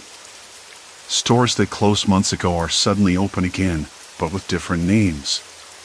People forget conversations they had yesterday, or remember things that never happened." I swallowed hard. "That sounds insane." They shrugged. "I know how that sounds. But look around. The lights are a cover, a screen for something else. What could do that?" "Who?" They hesitated, then whispered, "A company. One that promised upgrades, safety, progress. But it's more than that. It's data mining, control. They're watching us, feeding us false memories, twisting our perceptions to harvest information, our reactions, emotions, trust." I shook my head, the cold air stinging my lungs. "How do you know?" "I hacked into their system. Just a little. Enough to see what they're collecting. It's not just energy use or streetlight performance. They're using the lights to manipulate data streams, to experiment on perception itself. We're their test subjects." The words hit me like a blow. I looked up at the street lamp, its lights suddenly glaring, unnatural. But why? What do they gain? Control. Power. The ability to rewrite reality. Or at least, what we believe is real. A soft rustle behind me made me spin around. The thought chilled me to the bone. A woman, maybe in her 30s, stood at the edge of the sidewalk, eyes wide and fixed on us. "You two talking about the lights?" she asked, voice shaky. "Yes," watcher here said. "Have you noticed things changing?" She nodded quickly, stepping closer. I thought I was losing my mind. Colors, sounds, memories, I can't trust anything anymore. My husband says I'm imagining things. I felt a sudden kinship, a fragile thread of connection in this unraveling world. "We need to figure this out," I said, voice firm despite the tremor inside. "Together." The woman glanced nervously over her shoulder, then whispered, "I'm Anna." "We're not alone," watcher here said. "But that makes us targets. We need to be careful." I swallowed hard, the street lamp's light flickering again, casting our shadows in strange, overlapping shapes. The night felt colder now, heavier, as if the neighborhood was closing in. "We start tomorrow," I said.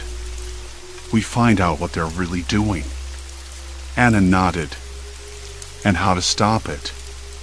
A distant siren wailed, sharp and urgent, slicing through the quiet. The light above us dimmed, then brightened suddenly, bathing the street in that sterile, unnatural glow. Something was watching. And we were running out of time.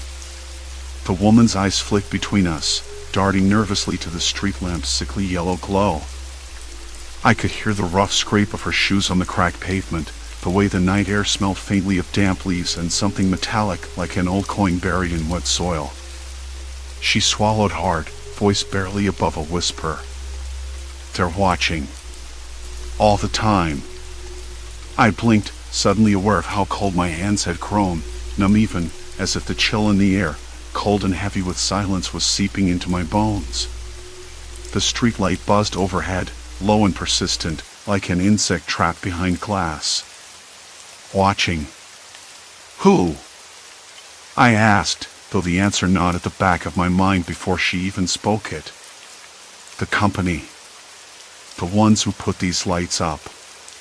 It's not just about illumination. It's data, our data." Her words landed like stones, sinking deep and fast. "They're streaming everything. Colors, sounds, even how we remember things. I caught a technician snooping around my backyard yesterday. Said he was calibrating something." Her voice cracked. I tried to call the police, but the line was dead. Watcher here shifted beside me, eyes narrowing under the harsh street lamp. "Dead lines? That's no accident." He rubbed the back of his neck, face tight with frustration. "We're not just living in their experiment. We're trapped in it." I looked back up at the streetlight, its light now glaring too bright, too clinical for a suburban street. There was something wrong with it, something deliberately invasive. I swallowed, tasting the bitter tang of anxiety, and realized something I hadn't allowed myself to admit before. We couldn't just walk away. Not anymore. "They're manipulating our senses," I said, voice low. "Not just colors or sounds, but memories. How we remember the world around us." The words felt foreign on my tongue, like a confession. "And if they can do that with us, then what's real anymore?" The woman nodded quickly. "Exactly." I tried to ignore it at first. Thought I was losing it because of stress or maybe the new meds. But now I see it's everyone. My husband keeps arguing with me about what's real. He's changed. Not himself. She hugged her arms tightly around her chest, a small shudder running through her. It's like our neighborhood is turning into a giant lab. A sudden noise startled us, a faint click from across the street.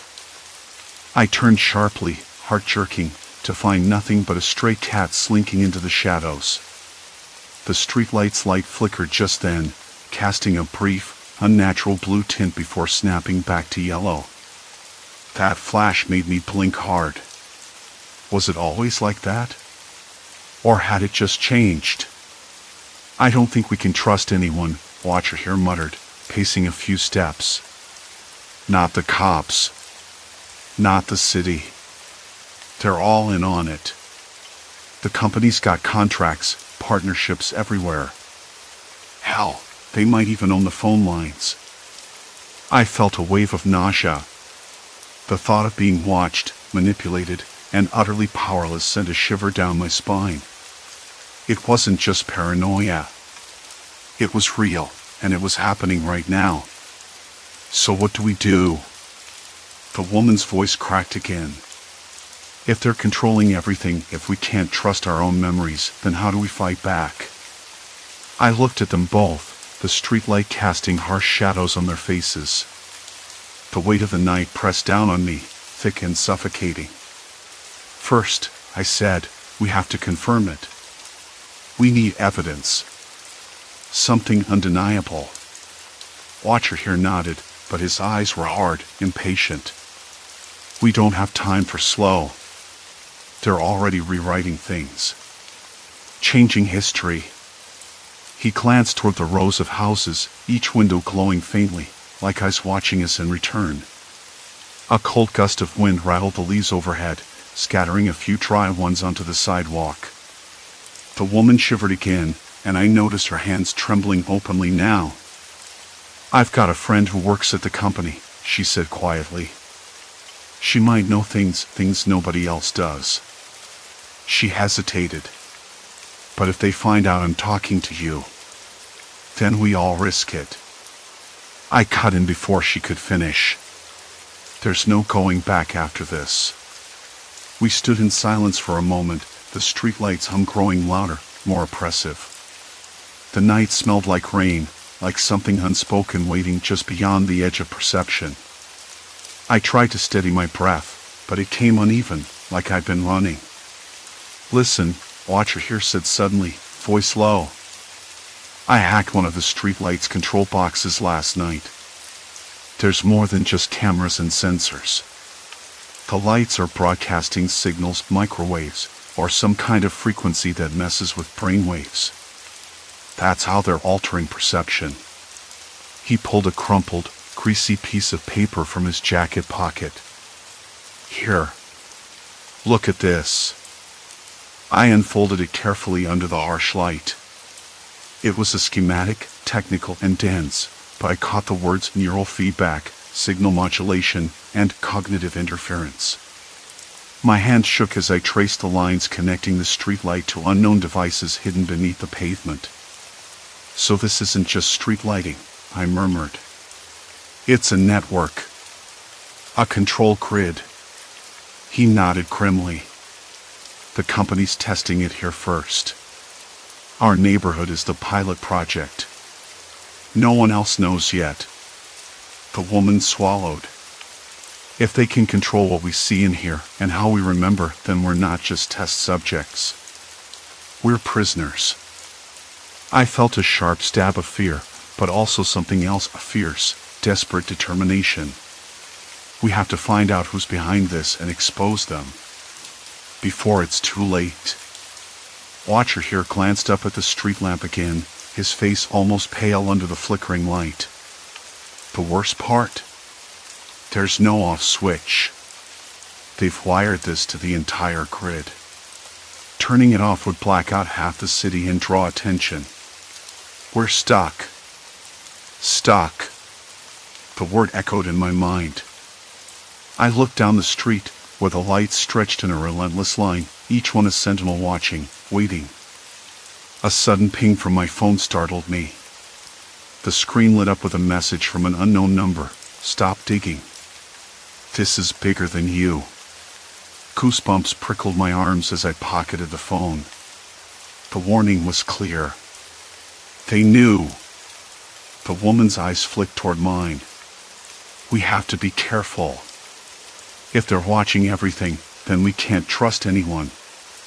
Not even ourselves. I swallowed hard, the taste of cold metal filling my mouth. The streetlight above us flickered again, and in that moment, I realized with terrible certainty there was no turning back.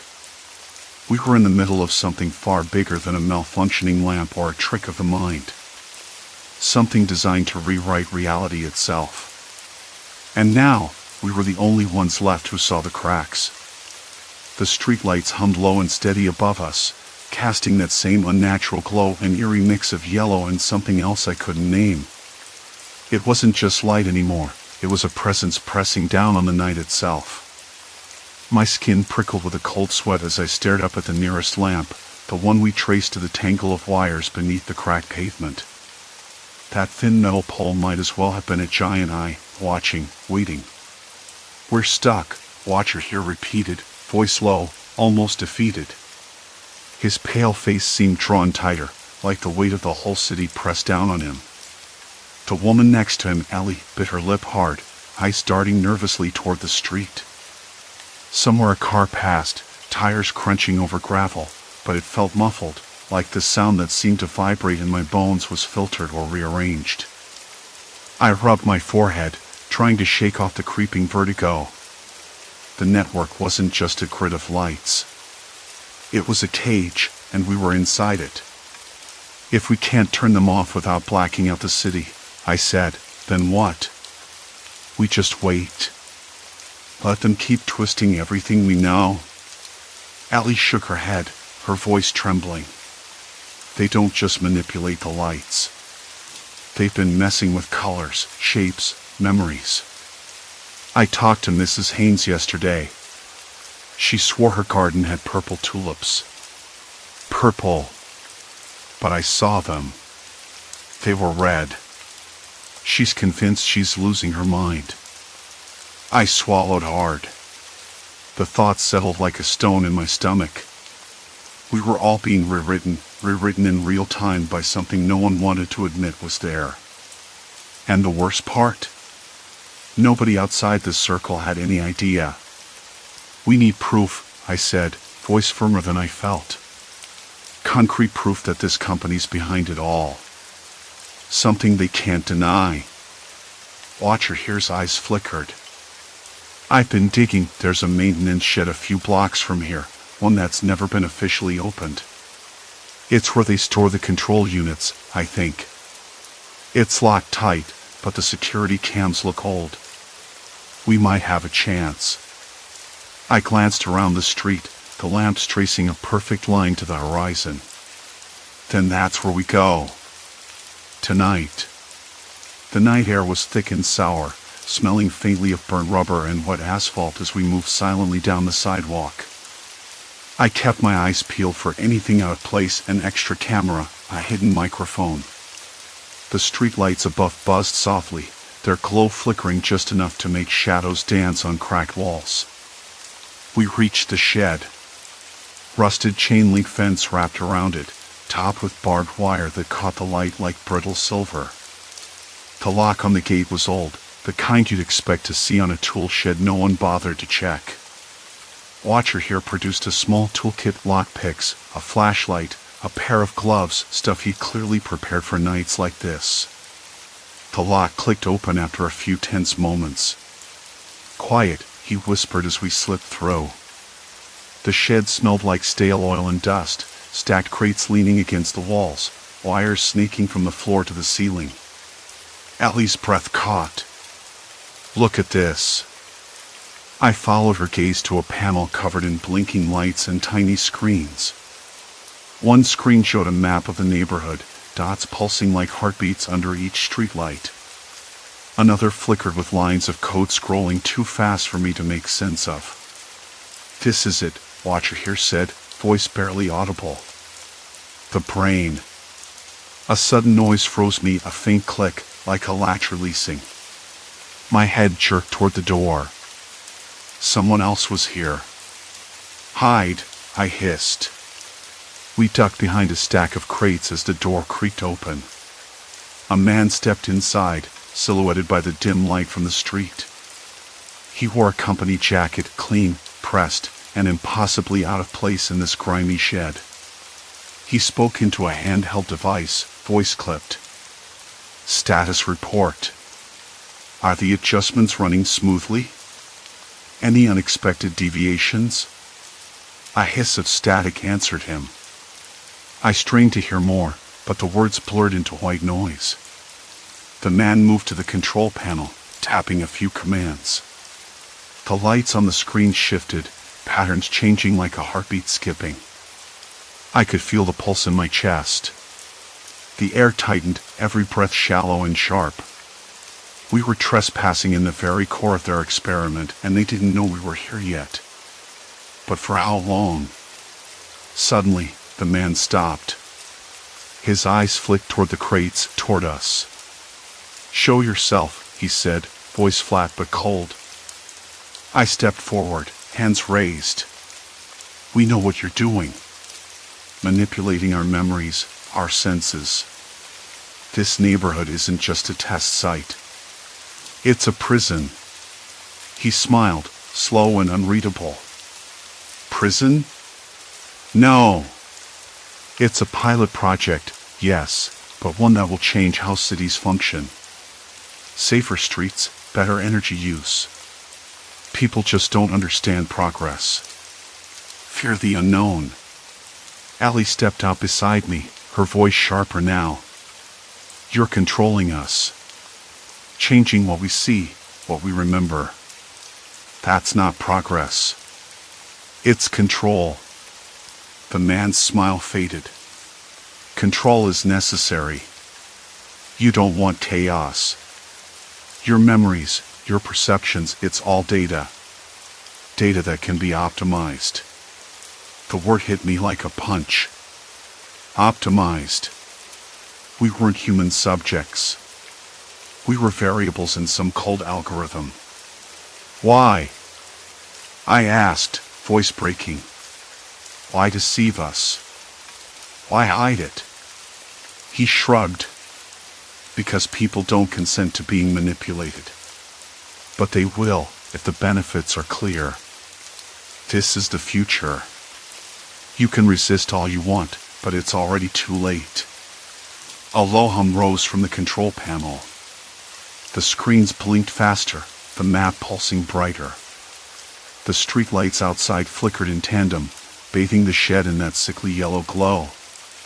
Suddenly, the temperature dropped. My breath came out in visible puffs. The man's expression hardened. "I suggest you leave before this gets unpleasant." My legs trembled, but I forced myself to stand taller. "We're not going anywhere. Not until you shut this down." The night air tasted different now, thin and metallic, like the edge of a coin pressed against my tongue. I stood outside, near the streetlight that had been installed a week ago, the one that replaced the old, familiar bulb with something harsher, colder. It cast a pale blue-white glow that seeped into every corner of the block. I rubbed my arms, the sudden chill crawling up my skin. I wasn't sure if it was the night or something else. The neighborhood was quieter than usual. Even the usual chorus of distant dogs and the hum of the highway seemed muted, as if the new light swallowed sound along with color. I looked up at the lamp. It buzzed softly, a low hum that felt almost alive. For the first time, I let myself really notice the subtle shifts, the way the shadows bent at odd angles beneath the streetlight, how the edges of the mailbox across the street seemed to ripple ever so slightly, as if the light were bending the world itself. I blinked hard, trying to shake it off. Fatigue, I told myself. It had to be fatigue. But then, why did the neighbors' faces seem off? Why did their smiles falter when I said hello? Why did the colors of the leaves on the maples look wrong, too vivid and too dull at the same time? It was real. The meeting at the community center had been tense. I remember the way Mrs. Carmichael's hands trembled as she described the way her childhood memories felt like they were slipping through her fingers, as if someone had rewritten the pages without her knowledge. Mr. Patel insisted it was just stress, but even he looked uneasy when I mentioned the light. The subtle manipulations weren't isolated to me or my imagination. Everyone was noticing, but no one wanted to say it aloud. We were all caught in the same slow unraveling. I ran my fingers over the rough plaster of the community center's wall, the texture grounding me as I spoke with a small group about what we discovered. The corporate name Luminatech had surfaced after weeks of digging through public records and leaked emails. They weren't just installing streetlights. They were running an experiment, collecting data from every flicker, every change in how we perceived our surroundings. Our memories were being filtered, shifted, rewritten by algorithms we couldn't see or fight. The truth was heavier than the cold night air. It pressed down on me, and a part of me wanted to turn away, pretend none of it was real. But I couldn't. Not after seeing the sadness in Mrs. Carmichael's eyes as she confessed she couldn't remember her late husband's laugh, only a faint, distorted echo. I remember the moment I decided to act. It was late past midnight, and the streetlight outside my window cast an unnatural glow across my bedroom. I stepped outside, shivering, and looked up at the glowing orb. I remembered the quiet hum, the way it seemed to pulse almost like a heartbeat. My phone was in my pocket, recording. I needed evidence before the company could erase everything, including me. The next day, armed with the recordings and testimonials, I went to the city council meeting. The room was packed, the air thick with tension and the smell of stale coffee. The mayor tried to dismiss the concerns as paranoia, but the faces of the neighbors told a different story. I spoke, voice shaking but clear, laying out the findings and the growing unease in our community. We're not just talking about faulty lighting. This is about trust, about the right to know what's happening in our own homes and minds, I said, looking around the room. Luminatech's experiment is violating that trust. There was silence. Then murmurs. Then, finally, the mayor nodded, reluctantly agreeing to a formal investigation. It wasn't immediate, but it started. Technicians came to inspect the lights. Officials questioned Luminatech representatives who deflected and downplayed everything. The company claimed their technology was cutting-edge and beneficial, but the neighborhood knew better. We had lost pieces of ourselves in that glow. Over the following weeks, the lights were gradually removed or replaced with traditional bulbs. The color of the world shifted back, the edges of objects sharp again, the shadows settling where they should. I noticed the difference one morning walking the dog, how the sky's blue was less sterile, more alive. The air smelled sweeter, less like burnt ozone. The neighbors smiled without hesitation, their eyes clear. But the memories? Some were harder to reclaim. Mrs. Carmichael still hesitated when she spoke of her husband, searching for the laughter that had slipped away. I understood that feeling all too well. The experiment had stolen more than perception. It had taken fragments of our past, fragments we might never get back. That ache lingered like a bruise beneath my ribs. In the end, I realized the fight wasn't just against a corporation or technology. It was about reclaiming who we were, holding on to the fragile truths that define us. The neighborhood felt cautious but alive again, like waking from a fog. Our vigilance had saved us, but it came at a cost. I stood outside one evening, the street lamp replaced by an old-fashioned, yellow glow. The air was warmer now, carrying the faint scent of jasmine from Mrs. Nguyen's garden. The world looked right again, but I knew to never take that for granted. I glanced up at the lamp, feeling the rough bark of the maple tree beneath my fingers. The shadows danced naturally, unforced. And in that simple moment, I let myself breathe. The colors were real. The memories, incomplete but ours. We had survived the subtle theft of reality. And somehow, that made the night a little less dark. Story 4, Graybridge Academy Breakdown, The Price of Perfection. I still remember the exact moment I realized something had shifted at Graybridge Academy. My name's Julia, by the way, a junior with a habit of overthinking everything. Not that it's always a bad thing, but here at Graybridge, where the pressure was suffocating, overthinking sometimes felt like a slow leak in the tank. I'd been here since freshman year, riding the wave of expectations. My parents, teachers, even the school itself seemed to expect I'd become something exceptional. Everyone did.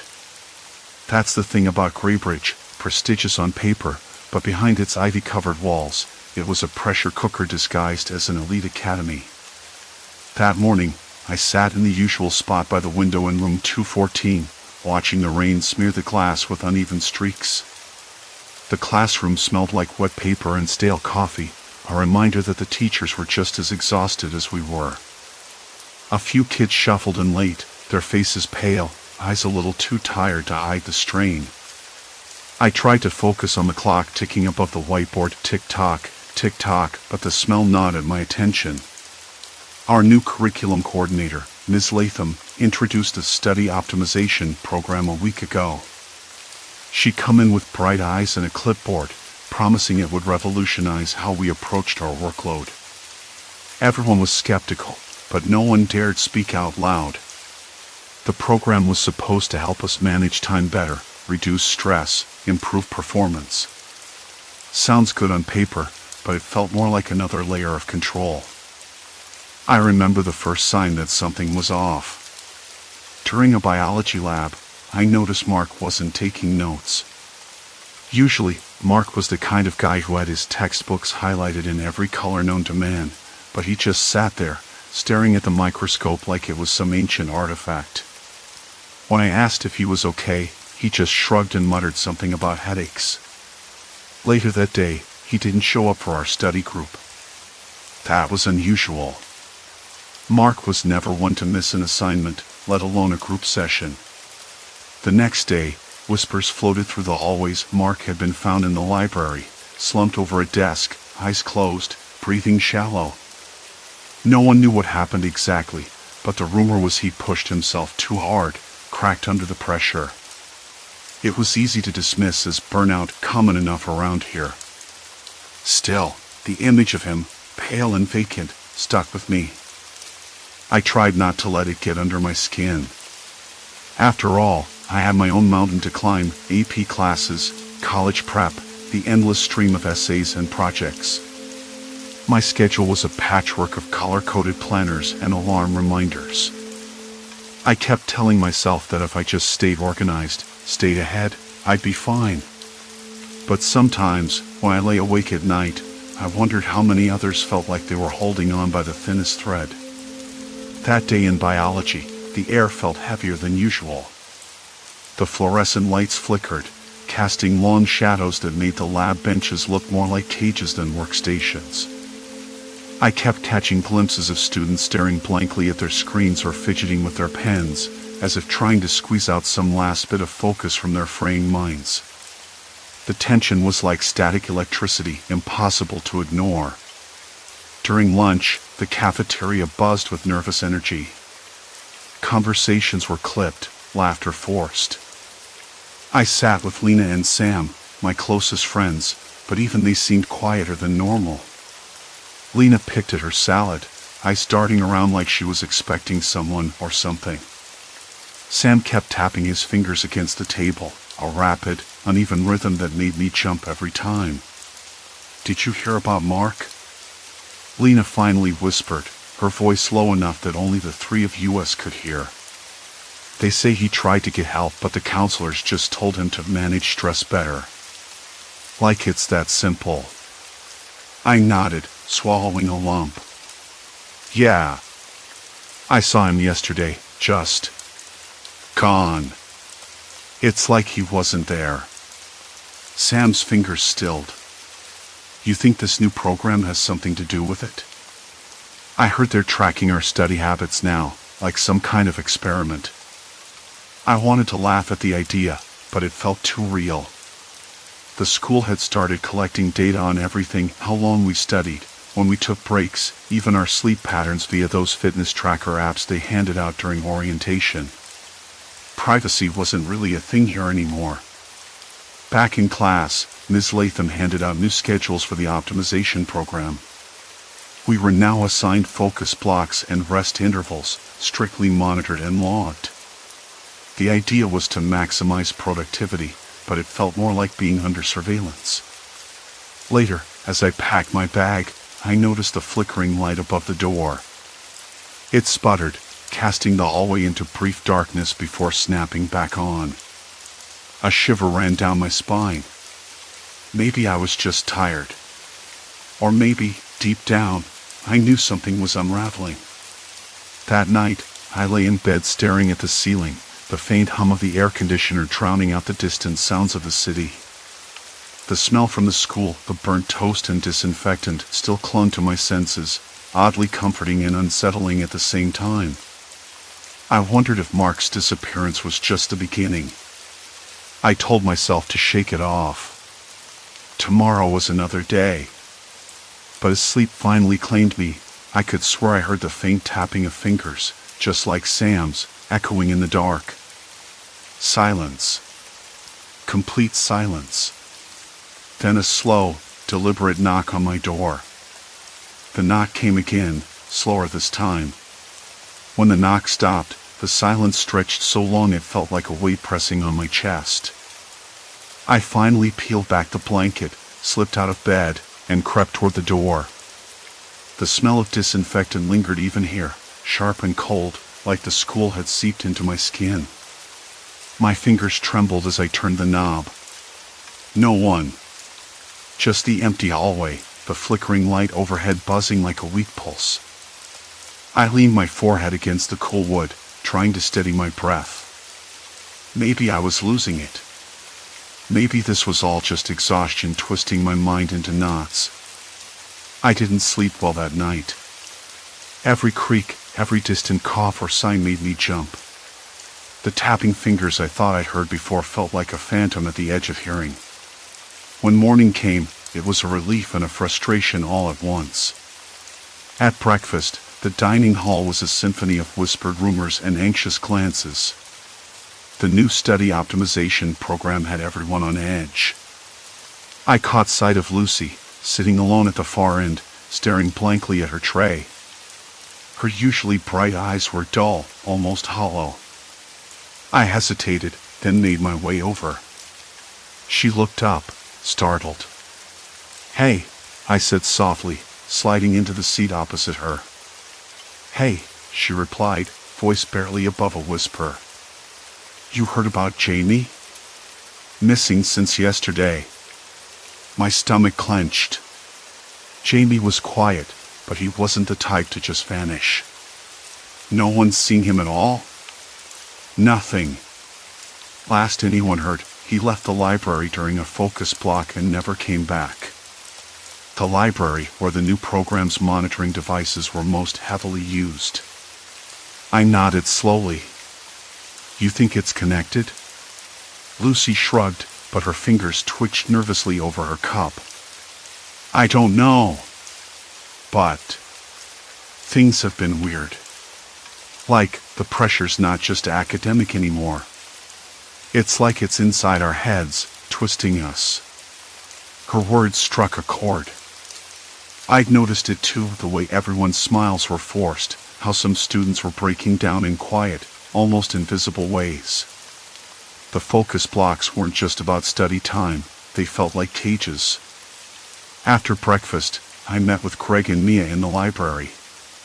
Craig had been digging through the school's internal emails, looking for anything unusual. Mia, with her knack for observation, had been tracking attendance and the patterns of these focus blocks. "We've got something," Craig said, tapping his laptop. "Emails between the program's coordinators and some external consultants. They're pushing for stricter monitoring, biometric data, sleep tracking, the whole 9 yards." Mia frowned. "That sounds invasive enough, but the students signed up, didn't they?" "Sort of," Craig replied. "But it wasn't exactly voluntary. The administration made it clear it was mandatory. No opt-out." We exchanged looks. The program was less about helping us and more about control. The pressure cooker wasn't just turning up the heat, it was sealing the lid tight. Mia shared what she'd noticed during focus blocks. Some students just freeze. They stop responding, eyes glazed over. like they're trapped in their own heads. A few have had to be pulled out. One girl, Emily, tried to walk out mid-block and was stopped by staff. Stopped how? I asked. Verbally. Told to sit back down. No explanations. The room felt colder, the hum of the air conditioning suddenly oppressive. I rubbed my arms, tasting the faint metallic tang of anxiety. We need to find out what these focus blocks actually do, I said. If people are disappearing, or worse, breaking down, it has to be linked. Craig nodded. I'll keep digging into the emails, see if there's anything about side effects or incidents. Mia bit her lip. I don't like this.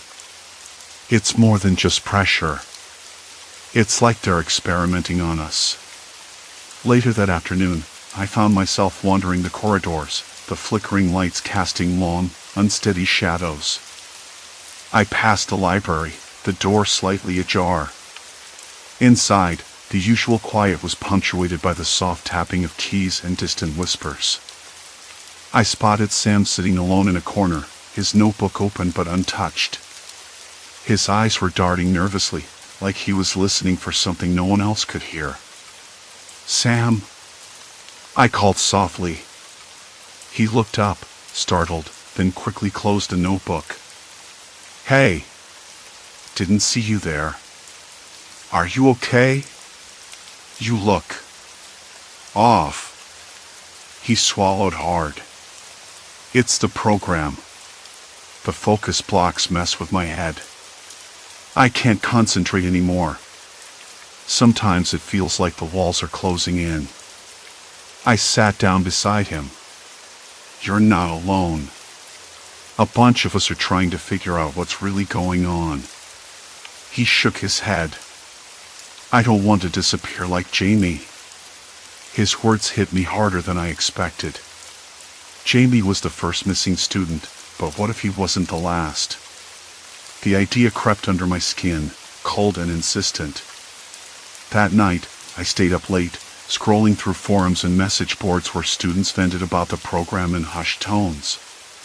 There were rumors about mental breakdowns, about students being forced into isolation rooms when they couldn't keep up. A sudden ping pulled me back to my screen. An email from an anonymous sender. They're watching. They don't care.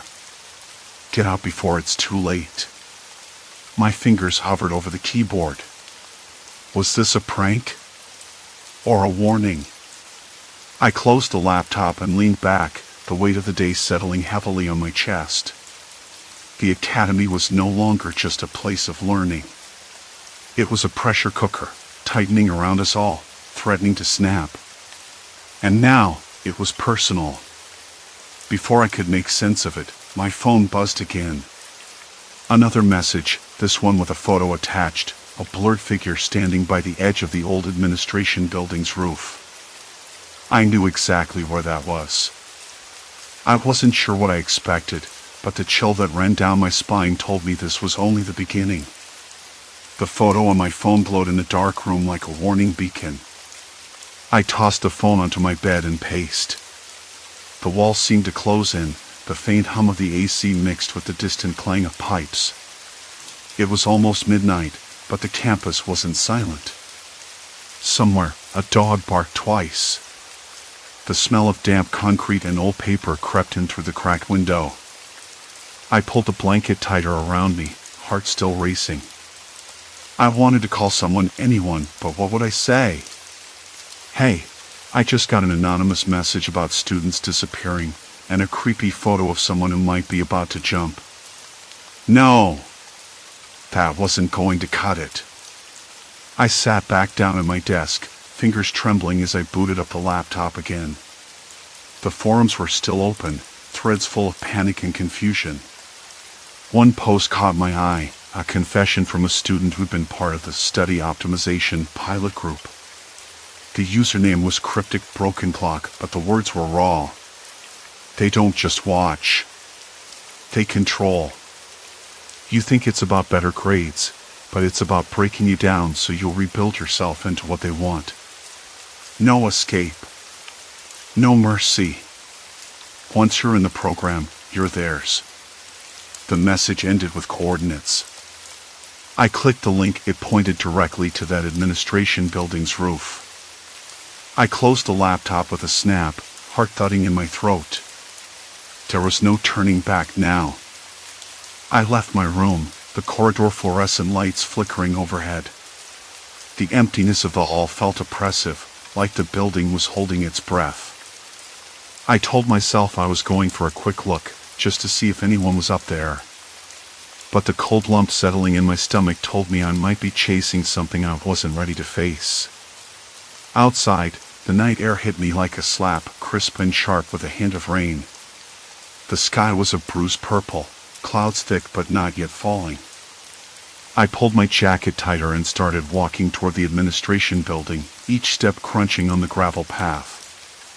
The closer I got, the more I noticed how strangely quiet everything was. No late-night chatter, no distant footsteps.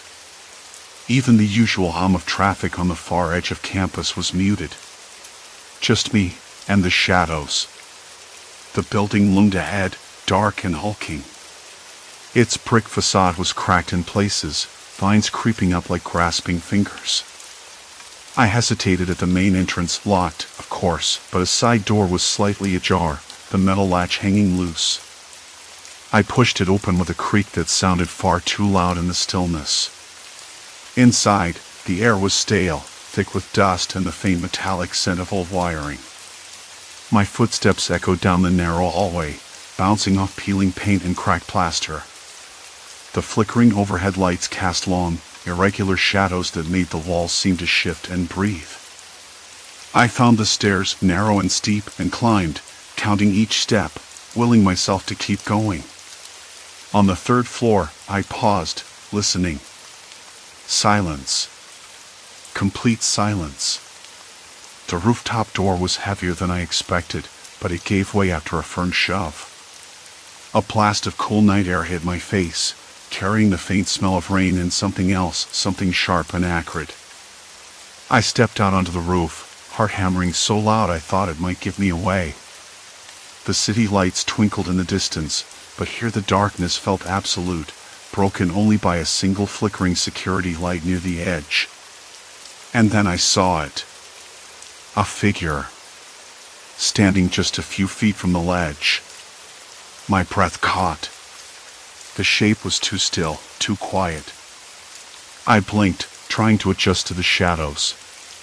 The figure shifted slightly, and I recognized the loose school jacket, the familiar slouch of someone who'd been crushed by the weight of this place.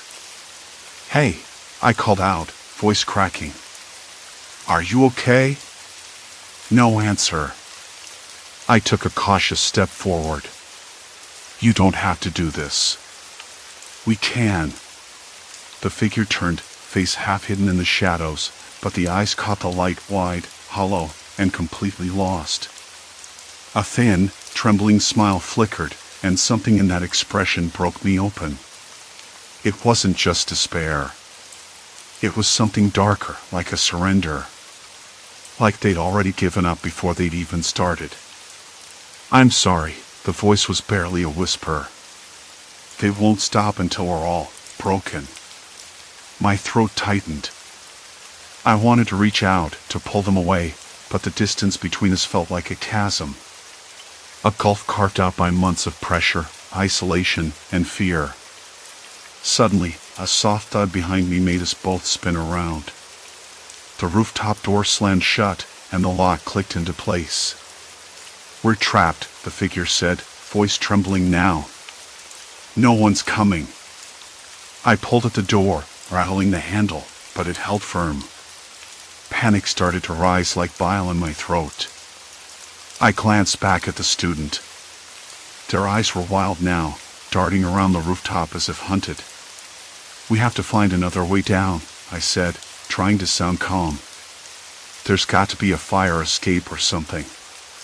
The figure shook their head, almost laughing, an eerie, broken sound. "No. No escapes. Not anymore." A cold realization settled over me. This wasn't just about grades or stress. This study optimization program wasn't just a tool, it was a trap. And the academy was the cage. The disappearing students weren't accidents or victims of burnout, they were casualties of a system designed to squeeze every last drop of compliance and perfection out of them, until there was nothing left.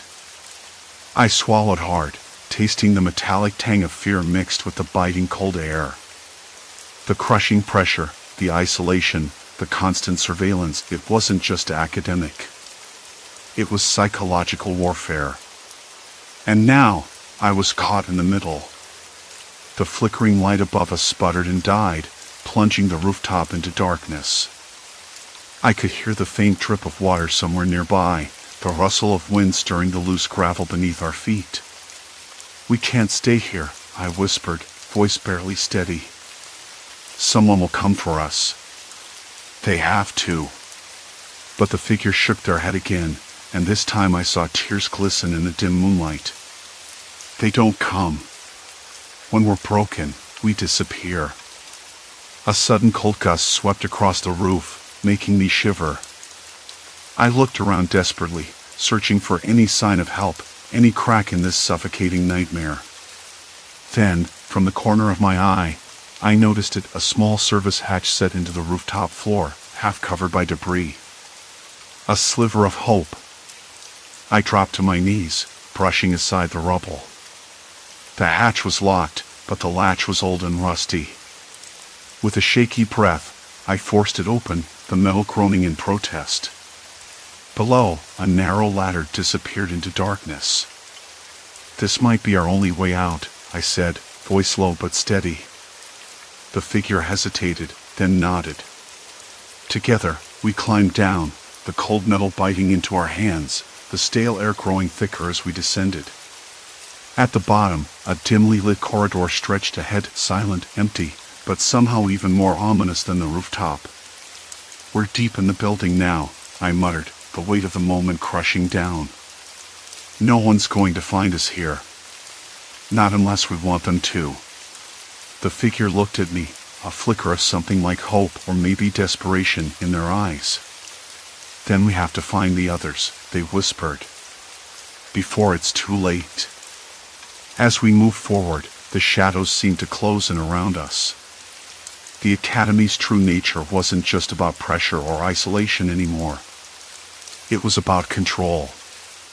About breaking us until there was nothing left but obedience. And I wasn't sure if I could survive that. But there was no turning back. Not now. Not ever. The ladder felt colder than I expected, slick with something I couldn't quite identify, maybe condensation, or just the grime of disuse. My fingers trembled as I gripped the rungs, the metal creaking under my weight. The darkness below seemed endless, swallowing the faint light from above. When I finally reached the bottom, the sudden silence pressed against my ears like a physical force. No hum of fluorescent bulbs, no distant footsteps. Just quiet, thick and heavy.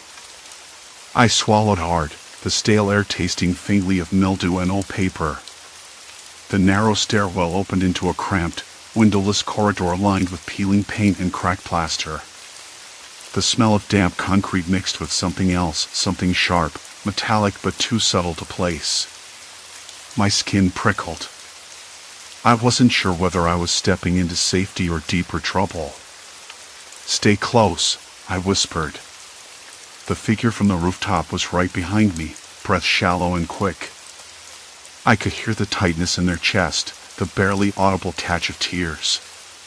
We moved forward, the thin beam from my phone cutting through the darkness, revealing doors, some ajar, others firmly shut.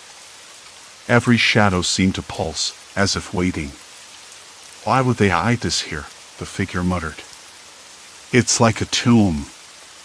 I nodded, feeling the weight of that word settle in my gut. A tomb. That's exactly what this felt like, where the Academy's failures were buried, out of sight and out of mind. We reached a door marked Archives in faded gold lettering. The hinges groaned when I pushed it open, revealing a cramped room stacked floor to ceiling with dusty folders and yellowed notebooks. It smelled of forgotten secrets. I scanned the shelves, fingers brushing over the spines like they might whisper answers. "Look," the figure said, pulling out a thin binder stamped with the Academy's seal. The title read, Student Progress Reports Study Optimization Program. My heart thudded painfully. This wasn't supposed to exist beyond the official curriculum. I flipped through the pages, rows of names, dates, notes, some clinical, others chillingly vague. One entry caught my eye. Subject exhibits signs of extreme stress. Reports auditory hallucinations, severe insomnia. Recommended for immediate intervention. The name was familiar, Maya Corin. The girl who disappeared last week. I looked up. The figure's eyes were glassy. They knew, they whispered. They saw what was happening and still pushed it. A sudden noise made me freeze, a soft scuffling, like nails on concrete. We both spun toward the sound that seemed to vibrate in my bones, breath hitching. Shadows wavered at the far end of the corridor. I could feel a pulse of panic rising, like ice crawling up my spine. "Who's there?" I called out, voice tighter than I wanted. No answer. Just that faint scraping noise again, closer this time. "I don't think we're alone," the figure said, voice barely audible. My mind raced. Was it another student? Someone else trapped down here? Or something worse, one of those broken ones, the ones who disappeared but never really left? The air grew colder. My hands shook, sweat slicking my palms despite the chill. I wanted to turn back, to climb that ladder and breathe fresh air again, but I couldn't leave without answers. Not now. "Let's keep moving," I said, forcing my voice steady. "Maybe we'll find a way out or someone who can help." We crept forward, the beam of my phone catching a pair of feet suddenly retreating around a corner. I gasped, heart slamming against ribs. "Wait!" I called, but the footsteps vanished, swallowed by the labyrinthine hallways. A door ahead stood slightly open, light spilling from within. Relief surged for a moment, but then the scent hit me, sharp and sour, like sweat mixed with something metallic. I hesitated at the threshold. Inside, a small room lined with desks, each cluttered with notes and half-empty water bottles. A single laptop glowed on one desk, its screen locked but active. Papers were scattered across the floor, torn and stained. On the wall, hastily scribbled phrases caught my eye. "Pressure breaks us." "They watch, but never save." "No one listens." The figure swallowed audibly behind me. "This is where they come before disappearing," they said. "Where they break." A sudden wave of nausea swept over me. I forced myself to focus. One folder lay open on the desk, its contents spilling out handwritten confessions, desperate pleas for help, notes detailing spirals into panic and despair. I picked one up, hands trembling. I can't stop thinking about failing. The program is supposed to help, but it's like a cage. I hear voices in my head telling me I'm worthless. I don't want to disappear, but I'm scared I will. A sob caught in my throat. This was no experiment. It was a trap. Footsteps echoed again, closer this time, heavier. The flickering overhead light threatened to give out, casting the room into near darkness. The figure grabbed my arm. "We need to go. Now." I nodded without thinking, clutching the folder tight. We turned, but the corridor behind us was empty, eerily so. The silence pressed in, louder than the footsteps that should have been there.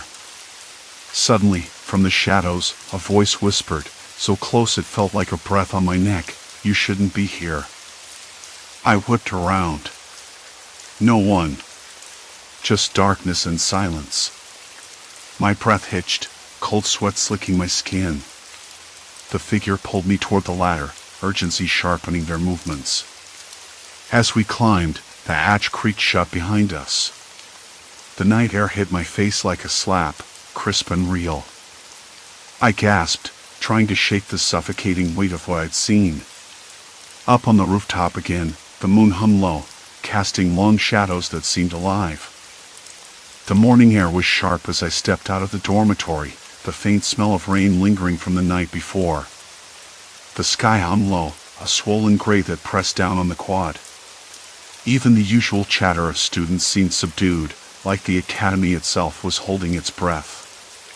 It was the first day after the announcement, after the program was halted, after everything unraveled. I wasn't sure if relief or dread weighed heavier in my chest. I walked slower than usual, my shoes scuffing against the cracked concrete. The silence was different now, not the quiet of focus or anticipation, but something brittle, like glass waiting to shatter. A few faces passed me, eyes avoiding mine or flickering away too quickly. I caught a glimpse of Mark near the library's entrance, his hands stuffed deep in his pockets, shoulders tight. He looked older somehow, like months had been compressed into days. I swallowed. I wanted to say something, to break the silence, but my voice tangled up in my throat. The administration's decision had been swift after the last disappearance, after Claire's breakdown, after her breakdown became something worse. They called it a suspension of the study optimization program, but it felt more like a retreat. A tacit admission that the pressure cooker we'd been living inside was cracked beyond repair. I remembered the first time I heard about the program, how it promised to unlock our full potential, to streamline success. The pamphlets had glittered with buzzwords and testimonials.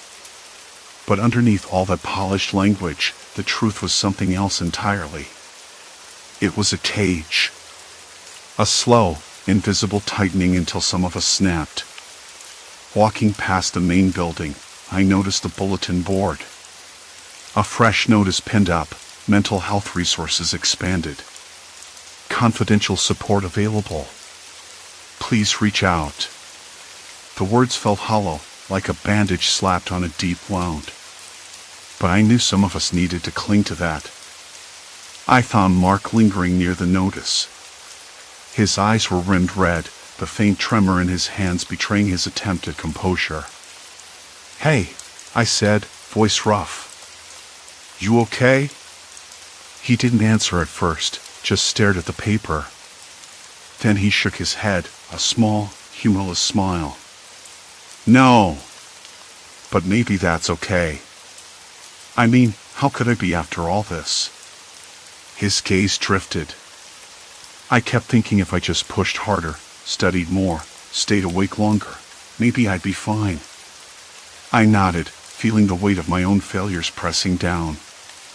Me too. I thought exhaustion was normal here. That it had to be. "Claire," he whispered. I don't know how she got to that place. We stood there, two broken pieces of the same puzzle. The academy, once a beacon of promise, now felt like a mausoleum for all the ambition it crushed. Later that afternoon, I met with Professor Langley, the one who had quietly opposed the program from the start. His office smelled of old books and stale coffee. He looked tired but resolute, as if carrying the burden of all the students suffering on his shoulders. "I'm glad you came," he said, gesturing to a chair. "We need voices like yours, those who saw what happened and wanted to change it." I swallowed the lump in my throat. I don't know how to fix this. How do you fix something that's broken from the inside out? Langley sighed. You start by listening. By acknowledging the stress, the fear. Not burying it beneath more tests or programs designed to optimize us into machines. He handed me a folder filled with student testimonials, counseling reports, and internal memos. The evidence was overwhelming: too much pressure, isolation, and the cruel expectation that we sacrifice ourselves on the altar of grades. "We're drafting a proposal to the board," Langley said. to dismantle the program entirely and replace it with genuine support systems. Peer groups, counseling, workload adjustments.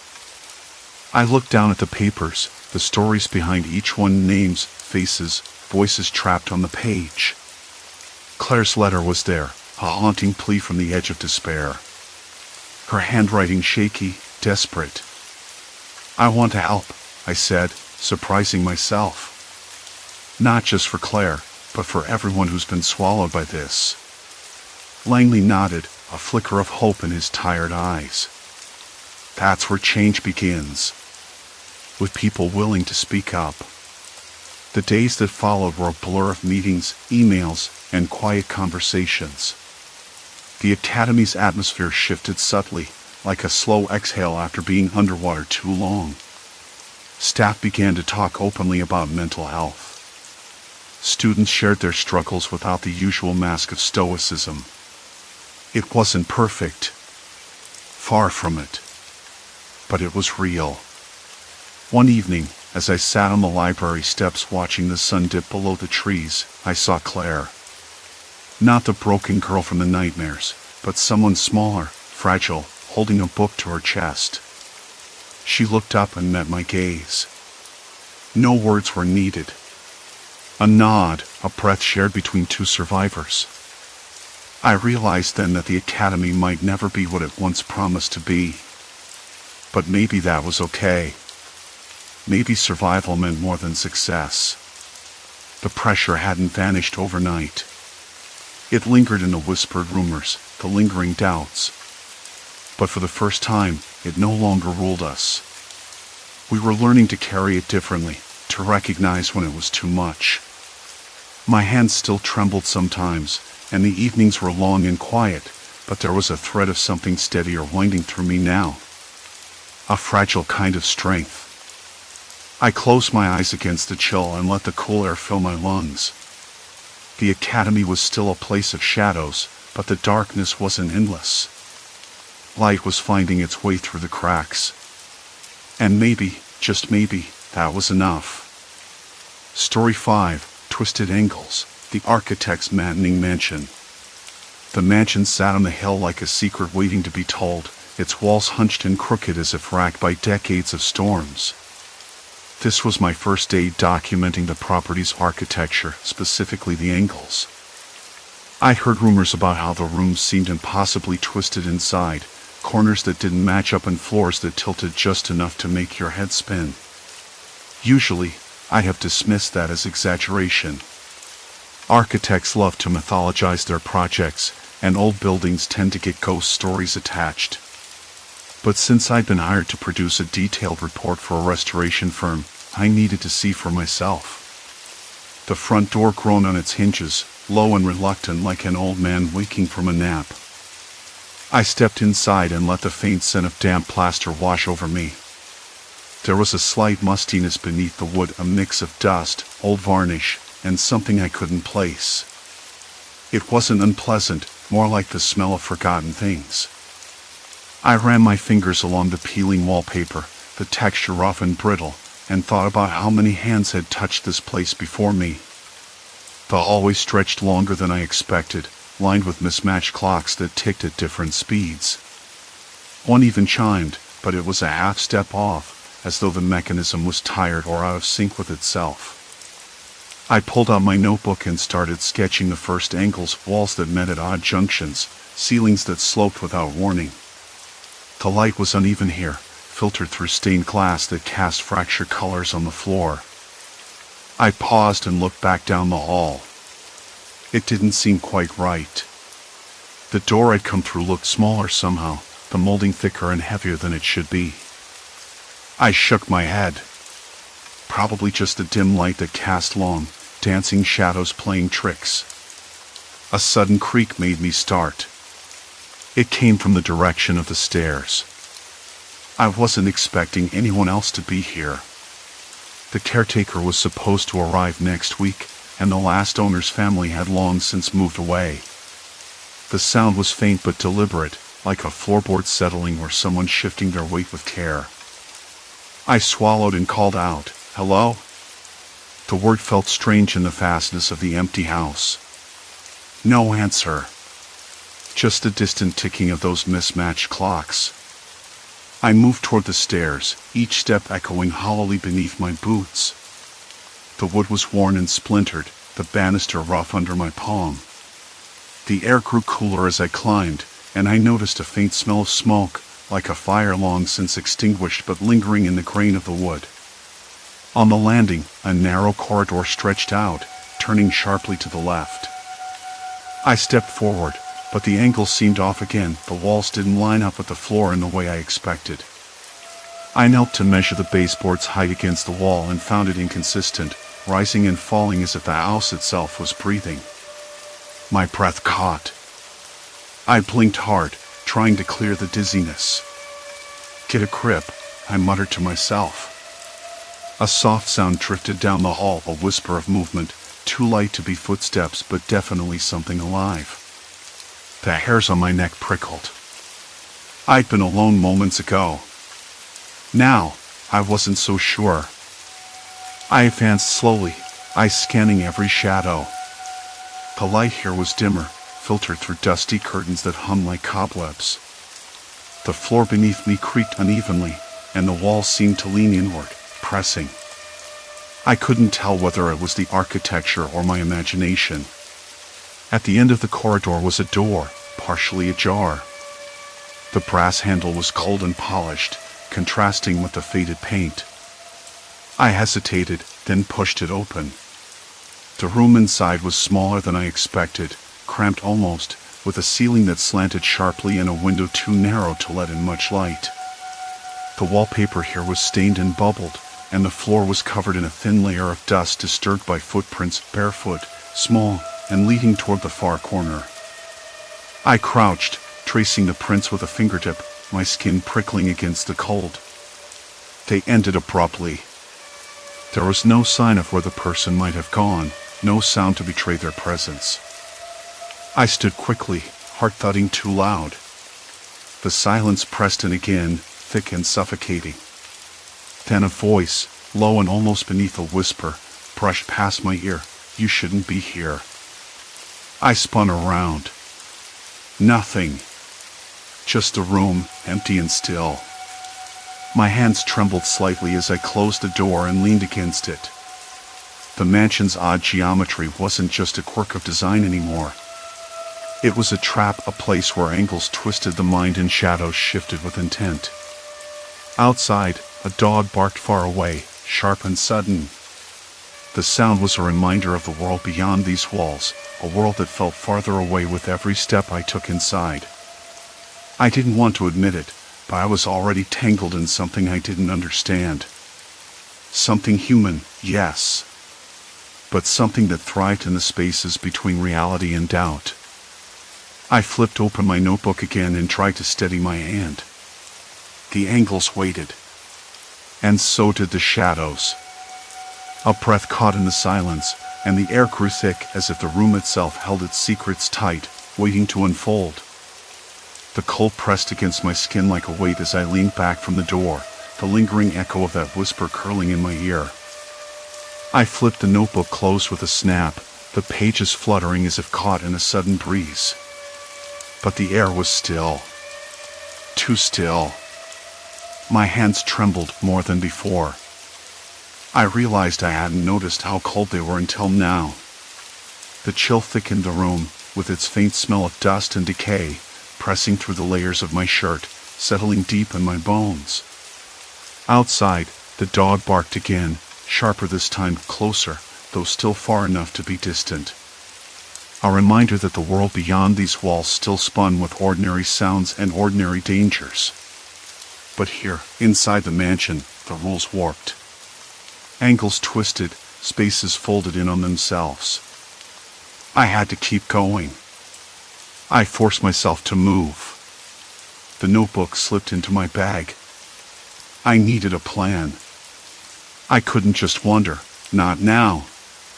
The mansion's geometry was a puzzle, and I was the only one trying to solve it. I settled on a method, systematic. Room by room, corner by corner. I'd map every irregularity, every skewed line, every impossible angle. If the house was a trap, then maybe the trap had a pattern. Maybe I could find it before it swallowed me whole. The first room I returned to was the library. Bookshelves leaned at impossible slants, books spilling like small landslides onto warped floors. I knelt to examine a cracked spine, the paper brittle beneath my fingers. The scent of old paper mixed with something sour, stale sweat, maybe. Or something else. I couldn't tell. I set my laser measure against the nearest shelf. The beam quivered, distorted as if the air itself bent around the edges. The numbers flickered, 2.34 meters, then 2.87, then 2.09. None matched the eye's expectations. The walls themselves seemed to breathe, expanding and contracting in rhythm with my own heartbeats. I heard it then, a scrape. Just for a second. A soft, deliberate sound, like fingernails dragging along wood. I froze, breath caught. The room held its breath with me. No shadows shifted. No doors opened. Just the scrape, faint but unmistakable. "Hello?" I called out, voice cracking. The sound bounced off the walls, swallowed by the strange angles. No answer. I stood, every muscle taut. My eyes darted to the corners, sharp, twisted, impossible. Something wasn't right. Not just the geometry, but the feeling like I was watching from just beyond the edge of vision. I shook my head, trying to clear the fog settling behind my eyes. I remembered the flickering light in the hallway yesterday. The bulb that buzzed and dimmed like a dying heartbeat. I needed to check that again. Maybe the wiring was faulty.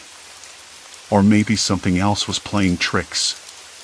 The corridor stretched out, longer than I remembered, the ceiling slanting at an odd angle that made me crane my neck uncomfortably. The air here smelled faintly of mildew and something metallic, old pipes, rusted and leaking. My footsteps echoed, uneven, as though the floor didn't quite know where to land. The bulb flickered above, casting long, jittery shadows that danced along the walls. I reached up, steadying the glass with a trembling hand. It buzzed, then flared briefly before settling into a weak glow. The instability made the shadows pulse, and in one flicker, I thought I saw a figure, just a blur, standing at the end of the hall. I blinked hard. Nothing. Just the peeling wallpaper and the crooked door frames.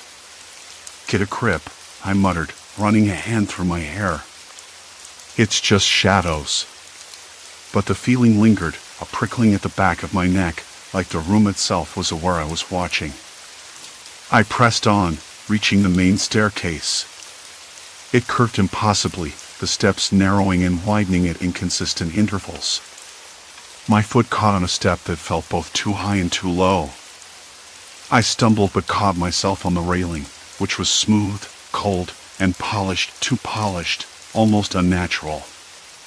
I paused, breath shallow.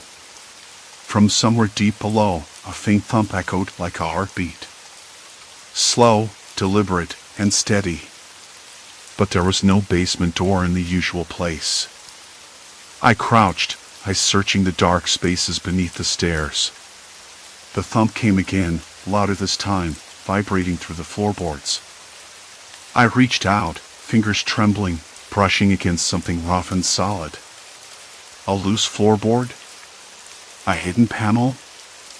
I pressed harder, and it shifted slightly, revealing a narrow gap. A stale, dank smell drifted up, a mix of earth and decay. I hesitated. The rational part of me screamed to back away, but curiosity gnawed sharper. I grabbed a flashlight from my bag and shone it into the crack. The beam caught something metallic, a small latch, rusted but functional. My fingers fumbled with it, the metal cold and unyielding. The panel didn't budge easily. It resisted, creaking like a secret reluctant to be revealed. Finally, With a reluctant groan, it swung inward, revealing a narrow crawlspace descending into darkness. A rush of cold air spilled out, carrying with it the scent of damp soil and something else, something faintly chemical, like ammonia or bleach. I swallowed hard. The crawlspace was narrow, claustrophobic, and smelled like it hadn't been disturbed in decades. I glanced back. The mansion's odd geometry seemed to press in on me from all sides, walls bending and twisting in ways that made me dizzy. The shadows pulled deeper near the opening, as if waiting. I grabbed my notebook and flashlight. I had to see what was down there. As I lowered myself into the crawlspace, a sudden noise made me freeze, a soft shuffle, like fabric brushing against wood. I held my breath, heart hammering.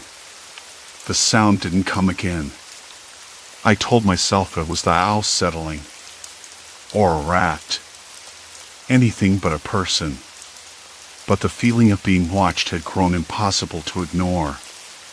Back in the mansion's main hall, the fading daylight outside left the windows dull and gray. I'd lost track of time. The house's warped angles distorted the clocks, or maybe it was me. I shook my head. Focus. I needed to find whoever or whatever was behind this. The impossible geometry, the whispers, the watching eyes. It wasn't random. Someone had designed this place as a trap, a maze. And I was caught inside. The crawlspace was tight, forcing me to move slowly. The flashlight beam caught rough stone walls, damp and mottled with moss. The air grew colder still, thick with a metallic tang. At the end, I found a small chamber bare except for a chair, a dusty table, and a single flickering bulb dangling from the ceiling.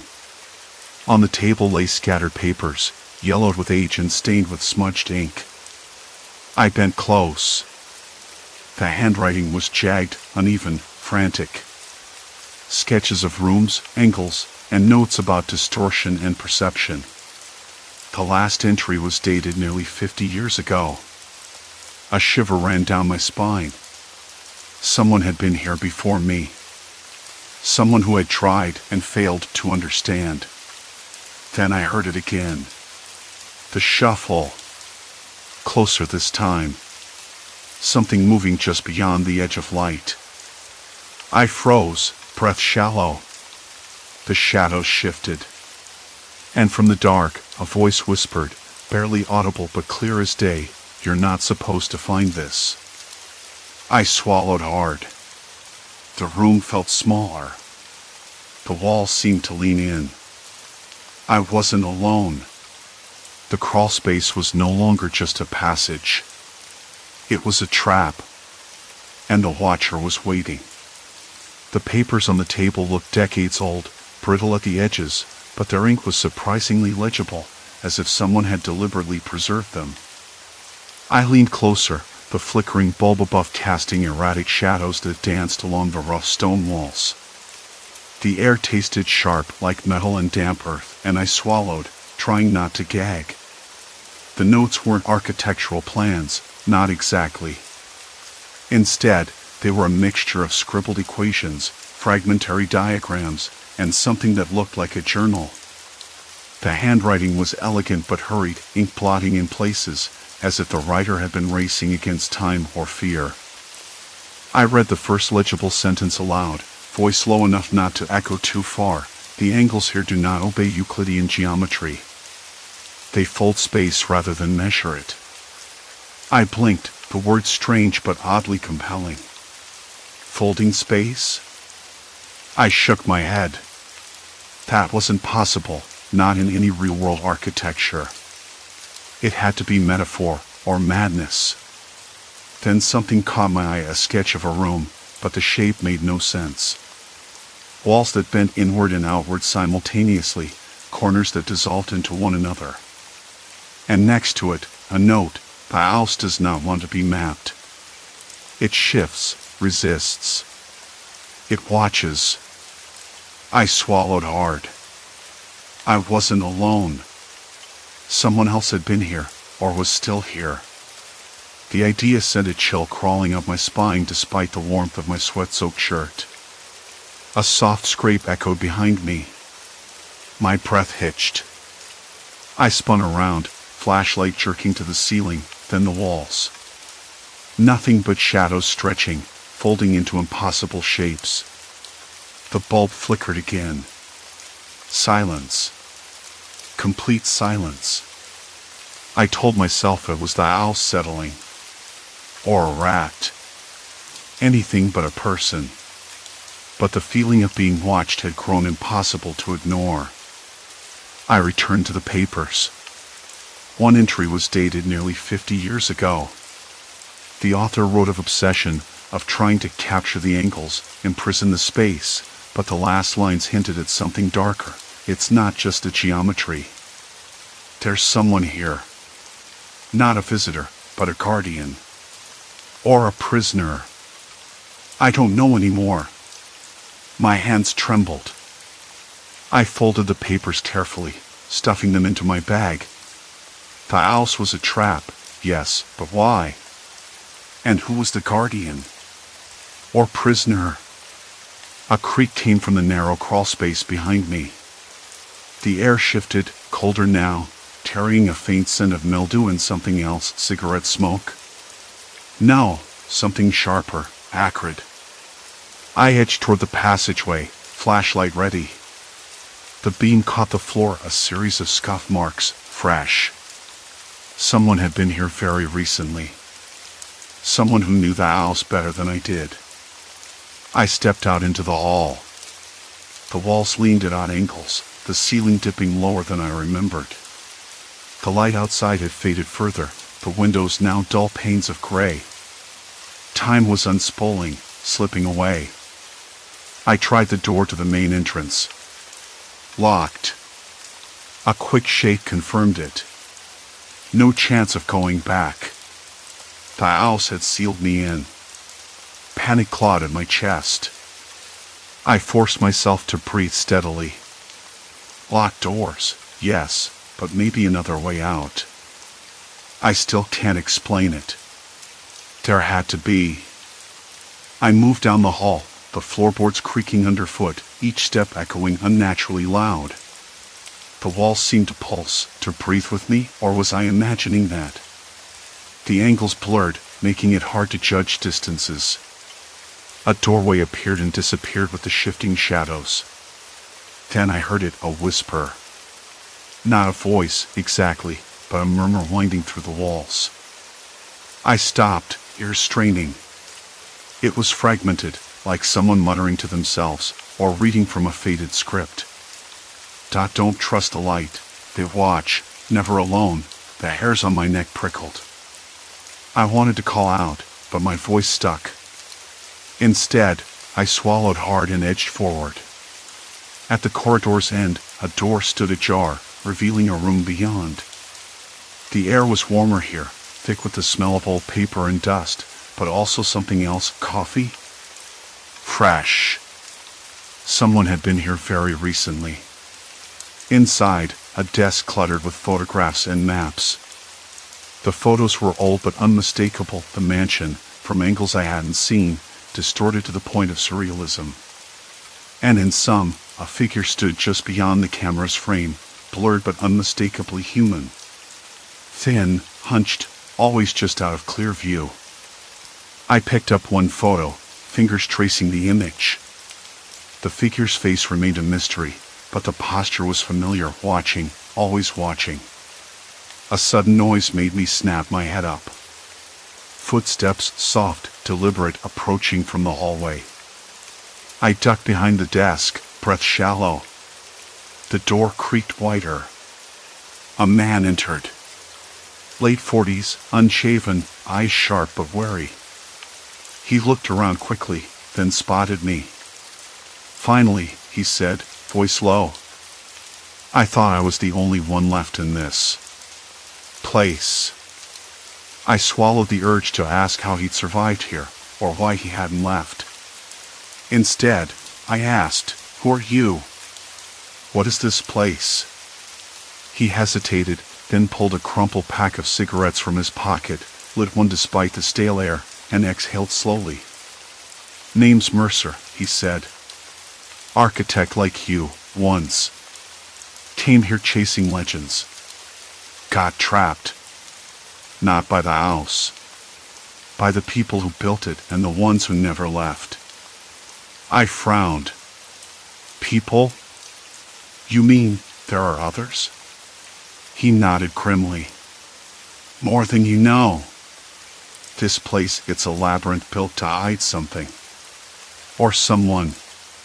And those who guard it don't take kindly to strangers poking around." I glanced toward the window. Night had fallen fully. The mansion's impossible angles now swallowed the moonlight, plunging the corridors into near darkness.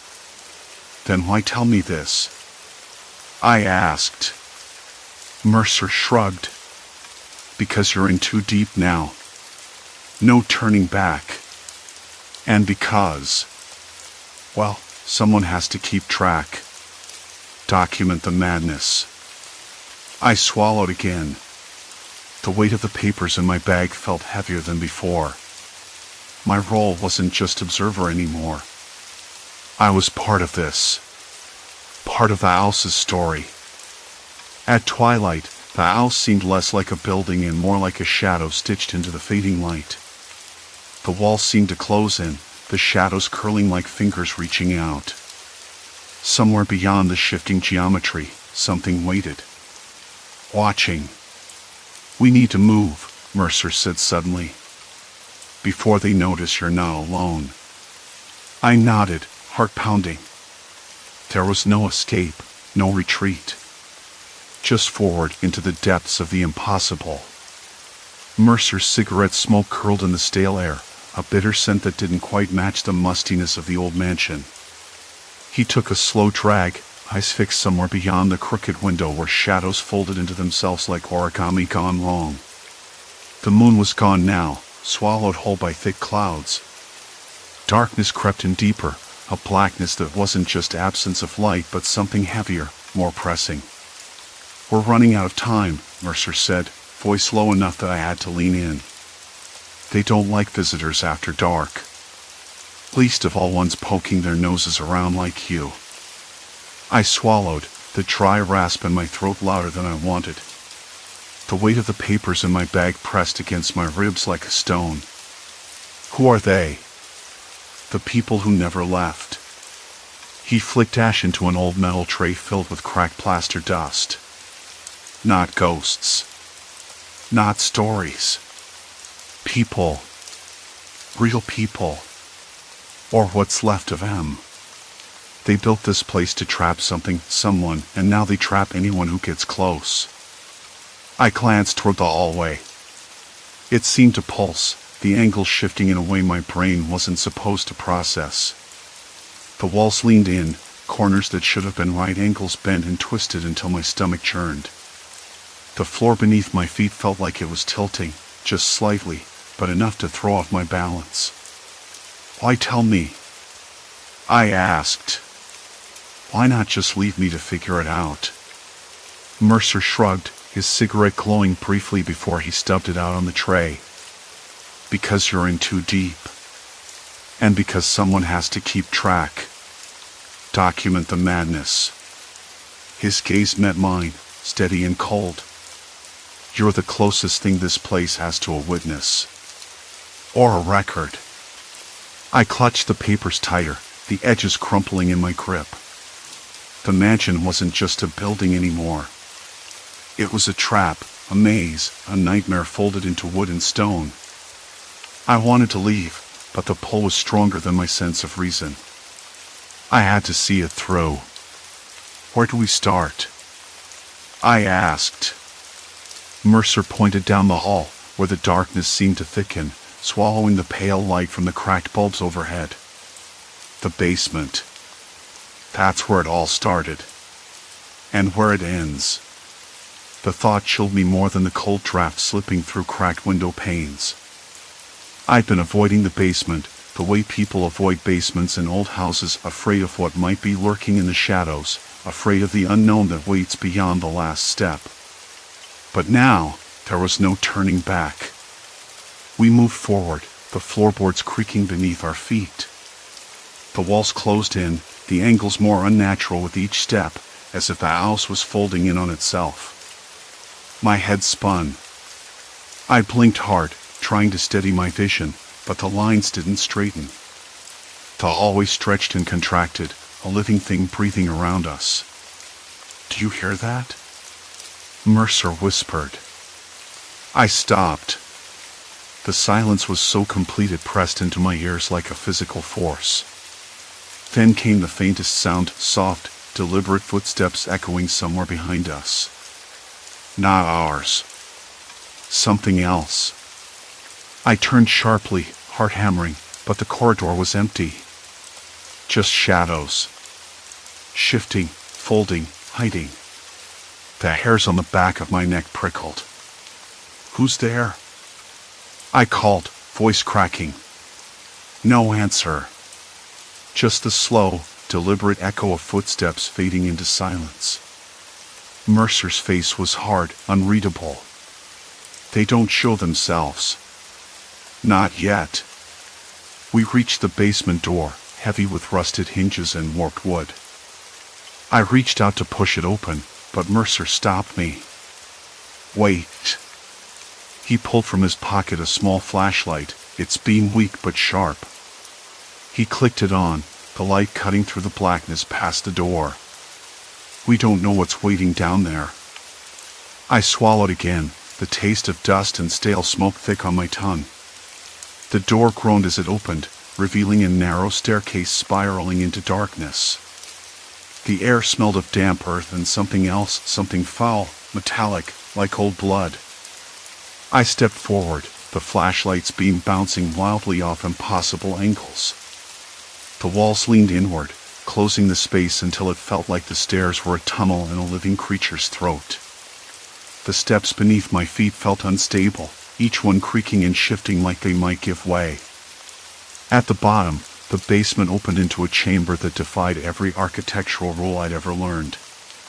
Ceilings sloped at impossible gradients. Columns twisted like corkscrews.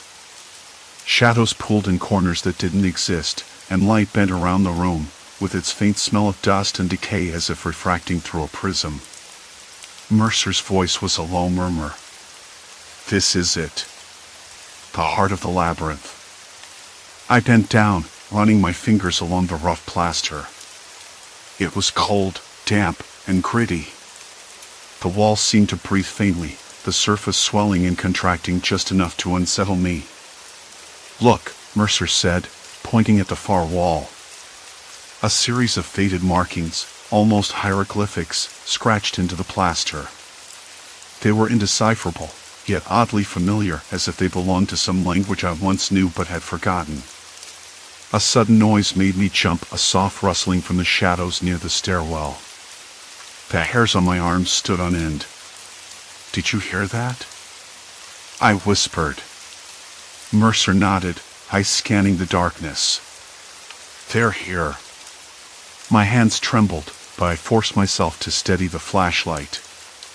The beam darted across the room, catching movement, a figure slipping behind a twisted pillar, vanishing before I could get a clear look. I swallowed hard. My mind spun. Was it just Mercer playing tricks? Or something else? "Who are they?" I asked, voice barely audible. But Mercer didn't answer. Instead, he moved toward a narrow passage leading deeper into the basement, his footsteps echoing hollowly. I hesitated, then followed. The passage was tighter, colder. The air grew thick, heavy with the scent of mildew and something metallic again. My breath came out in short bursts, the flashlight flickering as if struggling against the darkness. I stopped abruptly. A voice, low, rough, whispered from the shadows. "You shouldn't be here." I spun around, heart racing, but the corridor was empty. "Mercer?" I called. No response. Panic stung my throat. The walls seemed closer now, pressing in, suffocating.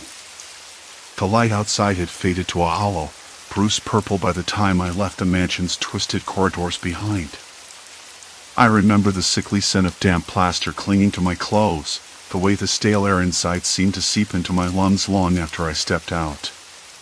It was late, later than I planned to stay, but some nagging unease, had pulled me back again and again to that place, as if the house itself was breathing beneath my skin. I still wasn't sure if it was the mansion's impossible angles warping my mind or something more human and sinister waiting in those darkened rooms. The thought of someone watching, someone who didn't want me to leave, had begun to gnaw at me in the last hours. I'd caught glimpses, shadows flickering just beyond the edges of my vision, the faintest scrape of movement when I paused. But every time I turned, there was nothing. I didn't want to believe I was losing it, but the walls had started to feel like they were closing in, squeezing my thoughts, twisting time into a knot. The hallway I just walked seemed longer than it should have been, and the door I'd come through looked both ancient and freshly painted, as if the house hadn't made up its mind about itself. I blinked, rubbed my eyes, and tried to ground myself in the cold concrete beneath my boots. When I finally reached my car, parked under a crooked street lamp that flickered like a dying candle, I sat inside for a long while. The engine was silent. The street was empty except for the distant yelp of a dog and the occasional clink of a loose shutter banging against a frame. My hands trembled as I pulled out my phone, checking the time. Later still than I thought. I'd lost track entirely. I called my editor. She answered after a few rings, her voice brisk but warm. "You okay? You sounded off earlier." I swallowed hard. "I'm fine. Just something about the place." There was a pause. "That mansion's been a headache for everyone who's tried to map it. You're not imagining things." I nodded, though she couldn't see it. "I think I need to get out of here, at least for a while." "Good idea. Get some rest." I hung up, starting the engine and pulling onto the road, the mansion shrinking in my rearview mirror. The night air was cold, biting at my skin through the cracked window. I let the silence fill the car, trying to shake the thick weight that had settled in my chest. The next day, I found myself at a cafe downtown, the kind with too much light and the comforting clatter of cups and conversations. I nursed a bitter black coffee while scrolling through my notes, sketches, and photos, evidence of a building that defied logic, a place that had almost swallowed me whole. But sitting there, surrounded by normality, I realized something essential. The mansion wasn't just a structure. It was a trap, not supernatural, but psychological. A house designed by a mind that wanted to disorient, to control perception, maybe even to imprison. I thought back to the faint sounds, the soft, almost imperceptible creaks and thuds I'd heard in the walls. Not ghosts, but a person. Someone who knew the house's secrets better than I did. Someone who didn't want me poking around. The idea settled in like a cold knot. The true horror wasn't the architecture. It was the presence lurking in that maze. That afternoon, I went back to the city library and dug through the archives, searching for any trace of the mansion's builder or its history. The records were sparse: an eccentric architect who vanished decades ago, rumors of a recluse who became obsessed with designing a perfect illusion, and a string of disappearances linked to the property. No police reports, just hushed accounts in old newspapers, vague enough to be dismissed. I realized then my own role in the story. I wasn't just documenting a building. I was stepping into a long line of people drawn by the mansion's pull, some of whom never returned the same or at all. It dawned on me how close I'd come to becoming another footnote, another whisper in the shadows. That night, I dreamed of the mansion again. The corridors stretched endlessly, folding into themselves. I heard footsteps behind me, slow and deliberate, but when I glanced back, there was only darkness. I woke with a shudder, the taste of dust and cold stone thick in my mouth. I knew I had to stop. The mansion had taken too much already, my sanity, my peace of mind. It didn't matter how fascinating the angles, how tempting the mystery. Some things weren't meant to be unraveled. I packed my equipment carefully the next morning, the weight of the camera and tripod oddly comforting. Before I left, I made one last trip to the mansion's gate. The iron was cold and rough under my fingers. I looked up at the towering silhouette against the gray sky, feeling a strange mix of relief and sorrow. "Goodbye," I whispered. No response, only the wind stirring the dry leaves at my feet. Driving away, the mansion disappeared behind a bend, swallowed by trees and distance. I kept glancing in the rearview mirror, half expecting to see a shadow watching me, but there was nothing. Just the road stretching ahead and the quiet hum of the engine. In the weeks that followed, I avoided looking at the photos and notes. The images seemed like a different life, a fragment from a story I was no longer part of. My dreams became clearer, less haunted. I even started sketching again, though nothing as twisted or unsettling as before. The experience changed me. I understood how fragile our grasp on reality can be when the environment itself threatens to unravel it. And how sometimes, the greatest dangers hide not in monsters or spirits, but in the minds of people, those who build traps for others, who manipulate perception to control and terrify. I never learned the identity of the Watcher in the shadows, but I felt their presence in every twisted corner, every impossible angle. Maybe that was enough. Knowing it was human, that it had a face and a motive, made it less frightening in a way. More tragic. More real. I'm still an architect, still drawn to strange designs and unusual spaces. But now I carry a caution I didn't before. A respect for the boundaries between genius and madness, between creativity and cruelty. Sometimes, late at night, when the wind rattles the windows and the house creaks around me, I think about the mansion and the person who waits inside it. I hope they found their own escape, or at least peace. Because I did. And that's the end of the story. Story 6, Time Slip Surveillance, Night Shift Temporal Horror. I never thought much about time until it started slipping through my fingers like sand. Night shifts have a way of warping your sense of normal. The building felt different when the sun went down, colder somehow, like it was holding its breath. The air was stale, a mix of recycled ventilation and the faint chemical tang of cleaning fluids. I'd get into a rhythm, staring at bank after bank of monitors, the glow washing over my face in pale blues and greens. The hum of fans was constant, a low drone that settled deep into your bones after a while. Sometimes I'd catch a distant sound, a dog barking or a car passing on the highway outside, but mostly, it was just the servers and me. My name's Eric.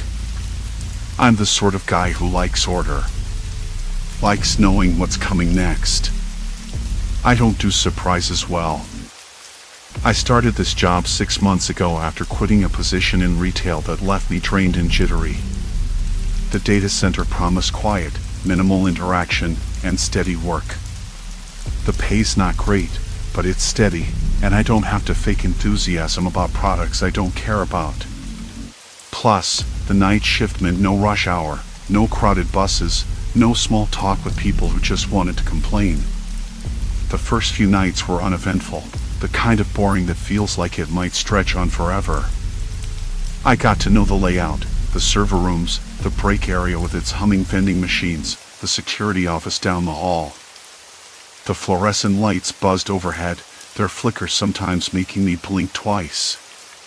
On my fourth shift, something felt off. I arrived just after midnight, the parking lot nearly empty except for a few late workers' cars.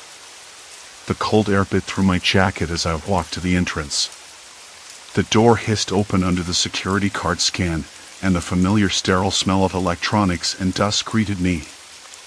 I set up at my usual workstation in the monitoring room, a narrow space lined with desks and glowing screens. The clock ticked over to 12:03 a.m. I logged into the system, fingers moving on the keyboard like muscle memory. Reports, alerts, server statuses, they all looked normal. I sipped my lukewarm coffee, the bitter taste grounding me. That's when I noticed it, a file in the logs I hadn't opened, timestamped at 11:47 p.m., 16 minutes before my shift even started. I frowned, scrolling back through the activity feed. No explanation. No user logged in. Nothing that made sense. It wasn't a big deal, not yet. Could have been a delayed update or a system glitch. I shrugged it off. But then, as the hours ticked by, the timestamps started to behave strangely. Files I never touched showed edits dated earlier than the last time I checked. Not by seconds, but whole minutes, sometimes even 20 or 30. I blinked at the screen, leaned closer, and rubbed my temples. Maybe I was reading it wrong. Maybe the system's clock was out of sync. That would explain it. I jotted a note to mention it to Jason, my shift supervisor. He was usually around until about 2 a.m., then left me to hold the fort. Jason was a practical guy, the kind who didn't get rattled by server quirks or strange logs. I liked that about him. At 1:15 a.m., I noticed a break room light flicker. I glanced up from my screen.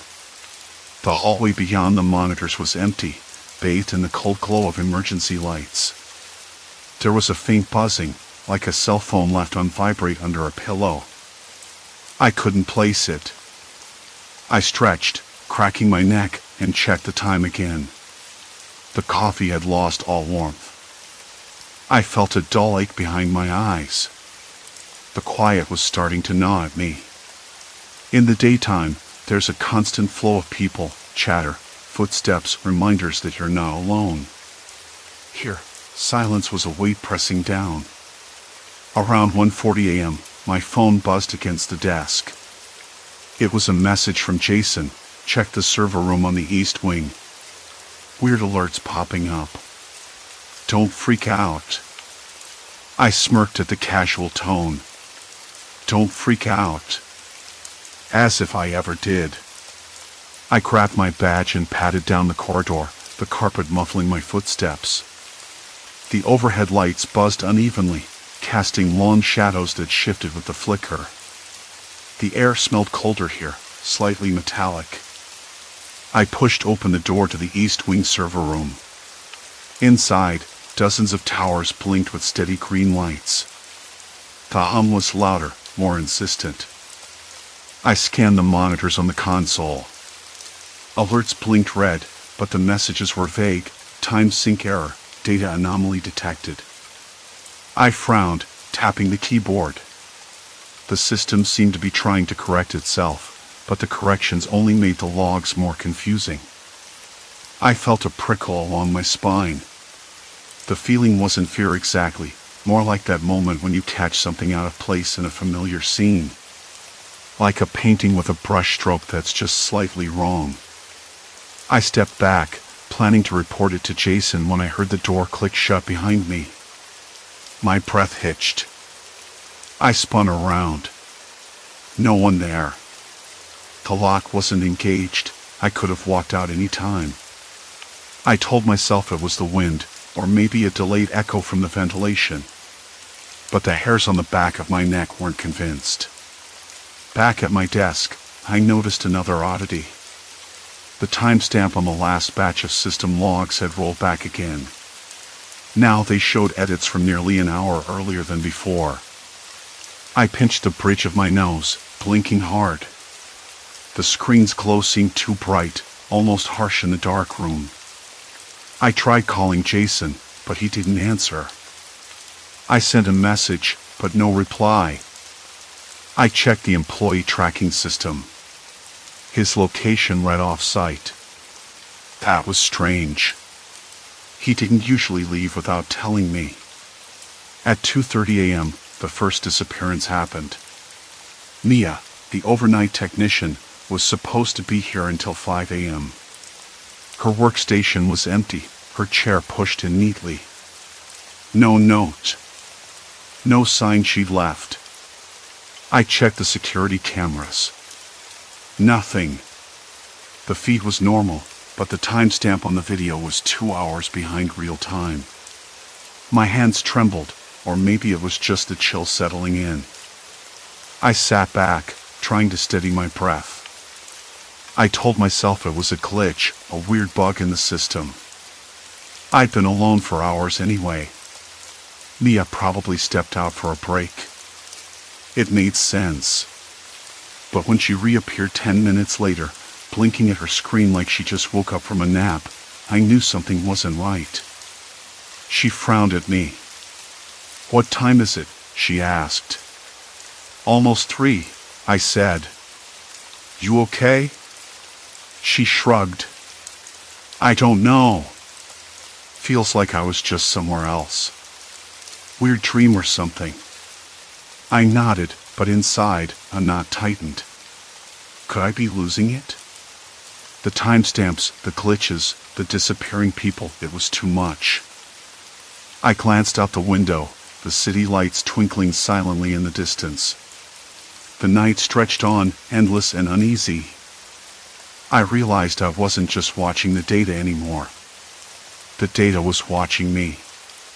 Mia's blank stare lingered in my mind long after she turned back to her screen. "Feels like I was just somewhere else," she'd said, and I couldn't shake the weight behind those words. I rubbed my temples, the hum of the servers a low thrum in the background, like a heartbeat I couldn't quite sync with. The clock on my monitor blinked 2:58 a.m., but the security footage was still lagging. 2 hours behind. It was as if time had fractured somewhere between the cameras and the main server. I tapped the keyboard, pulling up logs for the last 12 hours.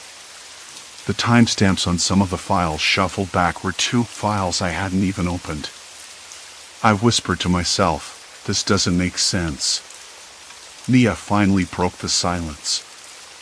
"You really think something's wrong with the system?" Her voice was cautious, like she was testing the water before diving in. "I know how that sounds," I said, shifting in my chair. The office chair squeaked against the cold floor. "But I'm seeing it too. The timestamps. The cameras. You disappearing and then acting like nothing happened." She frowned, chewing on her lower lip, a nervous habit I'd noticed before. "Maybe we should check with IT upstairs. Get some backup." I shook my head. It's the middle of the night. I don't want to raise alarms until I'm sure. Besides, if the system's scrambling time, I'm not sure they believe us. My voice cracked slightly on the last word. The fluorescent lights overhead flickered again, casting brief shadows across the room. The smell of old coffee and the faint metallic tang from the server racks filled the air, cold and heavy with silence. It was the kind of smell that clung to your clothes and made you forget what fresh air smelled like. I stood up, stretching. My legs stiffened from hours of sitting still. "Let's start by comparing the logs." Mia nodded, pulling her chair closer. "Okay, but if this gets worse, we call it in." We pored over the data, side by side, eyes darting between lines of code and timestamps. Something was off. Files created just minutes ago showed modified dates from the previous day. Some files had versions that didn't exist hours ago, yet no one admitted to editing them. "Look at this," I said, pointing at a line on the screen. This report was saved at 11:42 p.m., but the last modification time is 9:15 p.m. How does that happen? Mia's fingers hovered over the keyboard. Maybe a syncing error? Maybe. The word felt hollow. The room grew colder. I rubbed my arms, the chill crawling up my spine. The server's low hum seemed to pulse irregularly now, like a broken metronome. Suddenly, the main door to the server room clicked shut. I jumped, spinning around. Mia was already standing, her eyes wide. "Did you lock that?" I asked, but she shook her head. I walked over, my footsteps echoing off the bare walls. The door's lock was engaged. No breeze stirred the stale air. I swiped my badge, but the door remained locked. "Great," I muttered, pulling out my phone to call security. No signal. The screen flashed no service. Mia's voice was barely above a whisper. "This building's supposed to have full coverage." I tried again. Nothing. The unease thickened. "Let's check the cameras," I suggested, hoping to at least see what was happening outside. Back at the main terminal, I pulled up the feeds. The timestamp was still 2 hours behind. And then, a new face appeared on one of the screens, a man I didn't recognize, pacing in the lobby. "Who's that?" Mia asked. "No idea." I zoomed in. The man was wearing a dark jacket, his face obscured by shadows. He looked out of place. "Wait," I said, leaning closer. "That's not the lobby.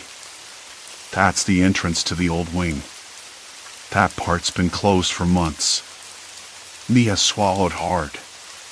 Why would someone be there? At this hour?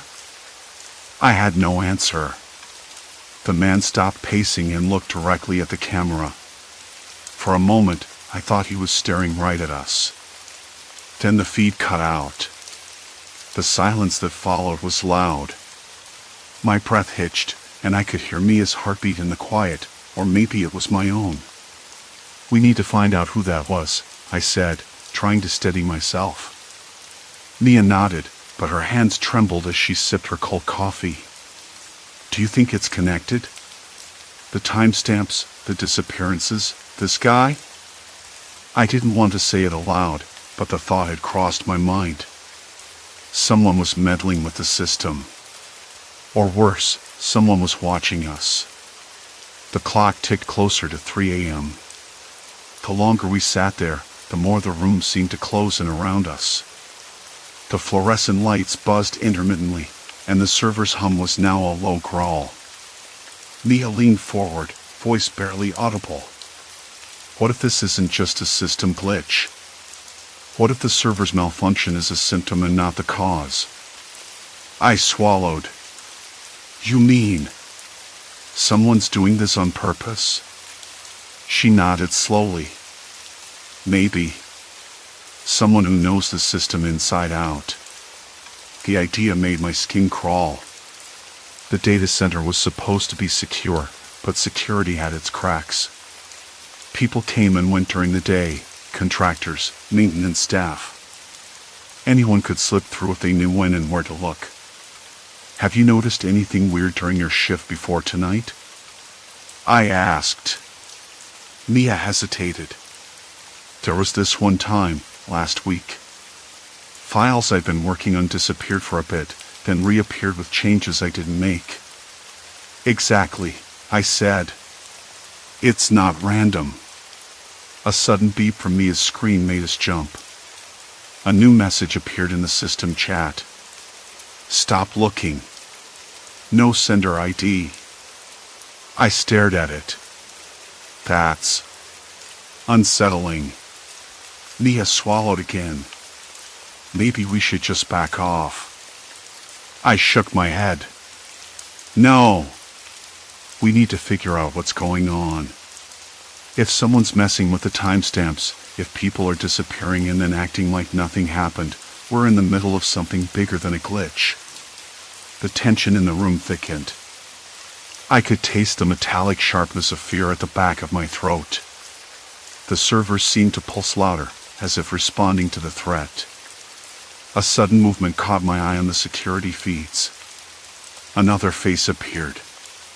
Familiar. It was Tom, the morning technician. He was walking through the hallway, but his steps were slow, like he was unsure where he was going. I nudged Mia. "Tom's on the cameras. He doesn't know he's being watched." She frowned. "Look at his expression. He looks lost." I zoomed in closer. Tom stopped, rubbed his eyes, then looked around like he didn't recognize the place. The house whispered secrets that chilled the air before the sun even rose. Something's wrong with him, I said. Maybe he's another one. Like Mia. The thought made my hands clench into fists. If this was happening to more people, then the problem wasn't just technical. It was personal. Dangerous. I tapped the intercom. Tom? You there? No answer. I tried again, louder this time. Tom, respond. Are you okay? The hallway remained empty on the feed. Tom had vanished. I looked at Mia. We need to find him. Her eyes met mine, wide and unblinking. Together, she said. I nodded, feeling the cold grip of the unknown tighten around us. The night was far from over. And whatever was unfolding here was only beginning. Tom's slow shuffle down the hallway felt like a pulse beating in sync with the server's hum. I kept my eyes fixed on the grainy security feed, the crane of static flickering over his face. He rubbed his eyes again, confused, like the place was a stranger to him. But that wasn't the worst part. The worst part came when the feed cut out, flicking to static for a solid 10 seconds before snapping back. When it returned, Tom was gone. Did you see that? I whispered to Mia, voice barely holding steady. She nodded, cheeks pale in the dim glow of the monitors. I don't get it, she said softly. Where the hell does someone just vanish to in this building? I shook my head, rubbing my neck, the rough fabric of my shirt rasping against my skin. That's just it. I don't think he's really gone anywhere. Not physically, anyway. What do you mean? Her gaze was sharp now, alert, maybe even scared. I mean, time. My voice cracked on the word, like saying it out loud made it more real. Look at the files we found yesterday. The timestamps moving backwards. The missing hours everyone can't remember. Mia bit the inside of her cheek and leaned in, eyes darting between the chat window and the feeds. You think Tom's stuck in some kind of a loop, I finished. The word tasted bitter. Too sci-fi, too unbelievable. But what else explained it? The disappearing and reappearing coworkers, the scrambled logs, the ghost messages in the system chat telling us to stop looking. I felt the air in the room thicken, heavy with the smell of overheated plastic and stale coffee. The fluorescent lights buzzed overhead, their flicker sinking with a low vibration under my feet. The servers.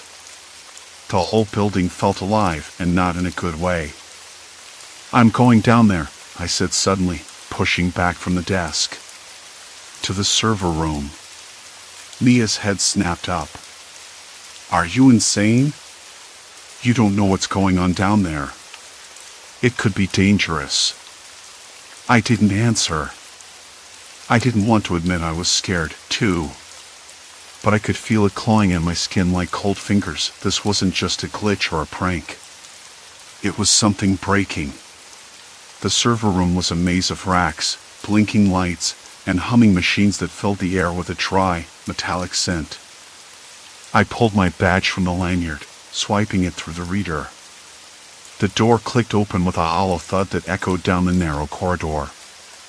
Inside, the heat hit me like a wall. The air was thick and heavy, pressing against my chest. Sweat beaded on my forehead instantly. I could hear the server's hum turn into a low, almost musical vibration, like they were resonating with something unseen. I scanned the room, eyes darting between the machines. Then I saw it, server 17, the one flagged in the logs. Its screen flickered erratically, the timestamp displayed moving backward in jerky, uneven jumps. Seconds rewinding, then fast-forwarding like a broken metronome. I crouched down, fingertips brushing the cool metal.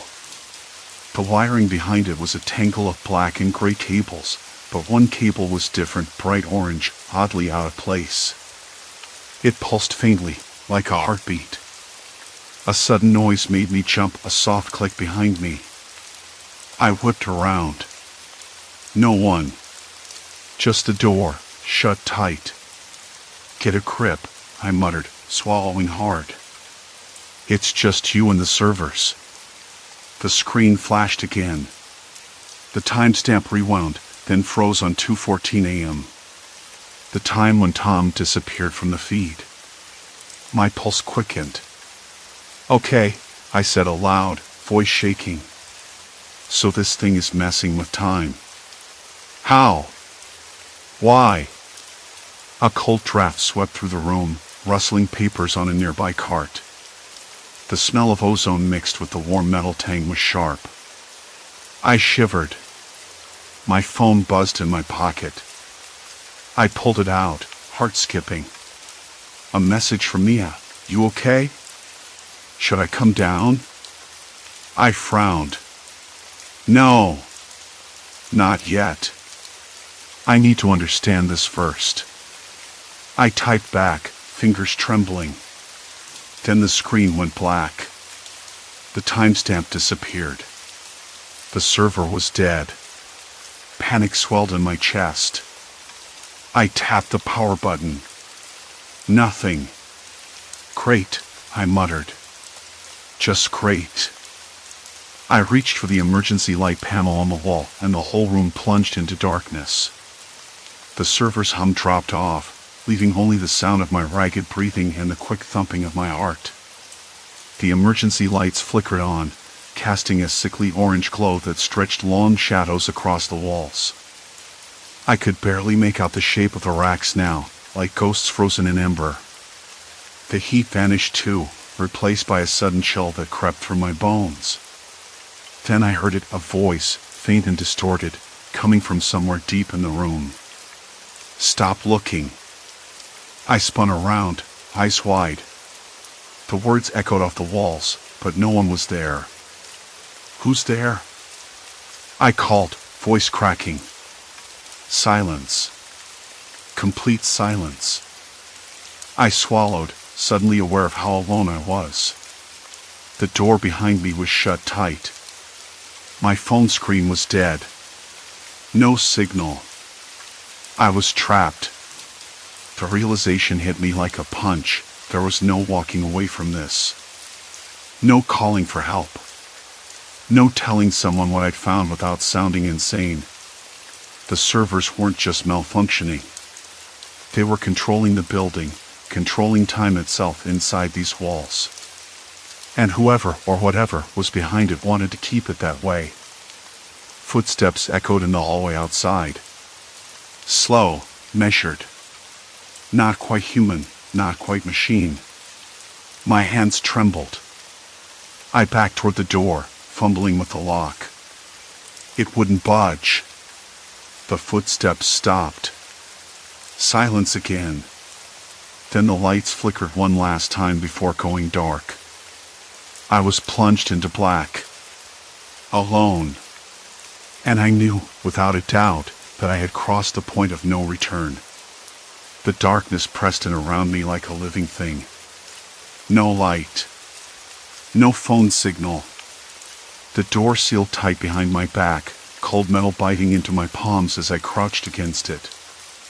I swallowed, tasting the stale, recycled air heavy with the faint hum of machinery somewhere deep in the building. Somewhere I didn't want to go. The footsteps had stopped. No rhythm, no pattern, just a pause. Then nothing. Silence. Complete silence. I tried the lock again, fumbling with sweaty fingers, but it was useless. Whoever or whatever was out there wasn't going to let me leave. The realization was a stone sinking in my gut, cold and relentless. No help was coming. No one believed me, and if they did, they'd think I'd lost it. My breath came shallow and fast, clouds of moisture spilling out in the cold air. The faint taste of metal lingered on my tongue, probably from biting the inside of my cheek in panic. The room wasn't just dark, it was an absence of everything. No hum from the servers, no cooling fans, nothing but a dead stillness that felt unnatural in a place that was supposed to be alive with electricity. I pressed my ear to the door, straining. Nothing but a distant thud, like a heartbeat too slow to be human. I forced myself to stand, legs shaking. The air smelled faintly of burnt plastic, a reminder of the server failures I'd seen earlier. The timestamps, the files moving backward in time, it was like the building itself was rewinding, erasing moments, swallowing hours whole. I had to keep moving. Sitting still was a trap. I edged along the wall, fingertips brushing rough plaster where the paint had chipped away, feeling for a light switch. My hands trembled so badly I almost lost my balance. The ceiling above me was just a black void. I couldn't see my own hand in front of my face. The silence was deafening, but then something else. A low, mechanical whir, faint but growing, like gears grinding in slow motion. It wasn't coming from the server room, it was inside the walls, or beneath the floor. A vibration under my feet, subtle but unmistakable. I swallowed hard. I wasn't alone, not really. Then a voice, distant and distorted, crackling through some unseen speaker system. "You shouldn't be here." I froze. The words didn't belong to any person I knew. They were modulated, clipped, synthetic. But the tone was clear warning, maybe even threat. "Who's there?" I called, voice cracking. "Show yourself." Only static answered. Trust me, I was there. I pressed my back against the wall, heart hammering so loudly I was sure it would betray me. My mind raced. I thought about the missing coworkers, the looping hours, the timestamps rewinding like broken clocks. What if this wasn't some glitch at all? What if someone was controlling all of it, using the servers to trap us, to manipulate time inside this building? The idea was absurd, but the evidence was piling up. The files, the disappearances, the vanished hours, it all pointed to something deliberate. Someone with access, with knowledge. Someone who wanted to keep us locked in this endless loop, spinning backward and forward through time like puppets on a string. A shuffling sound came from the far end of the hallway. I swallowed the sudden lump in my throat and edged toward it, the rough concrete cold beneath my fingers. The faint smell of coffee, stale and bitter, drifted through the air, cold and heavy with silence. It was familiar, too familiar. "Jan," I whispered, hope flickering. I wasn't sure if I wanted an answer. The shuffling stopped.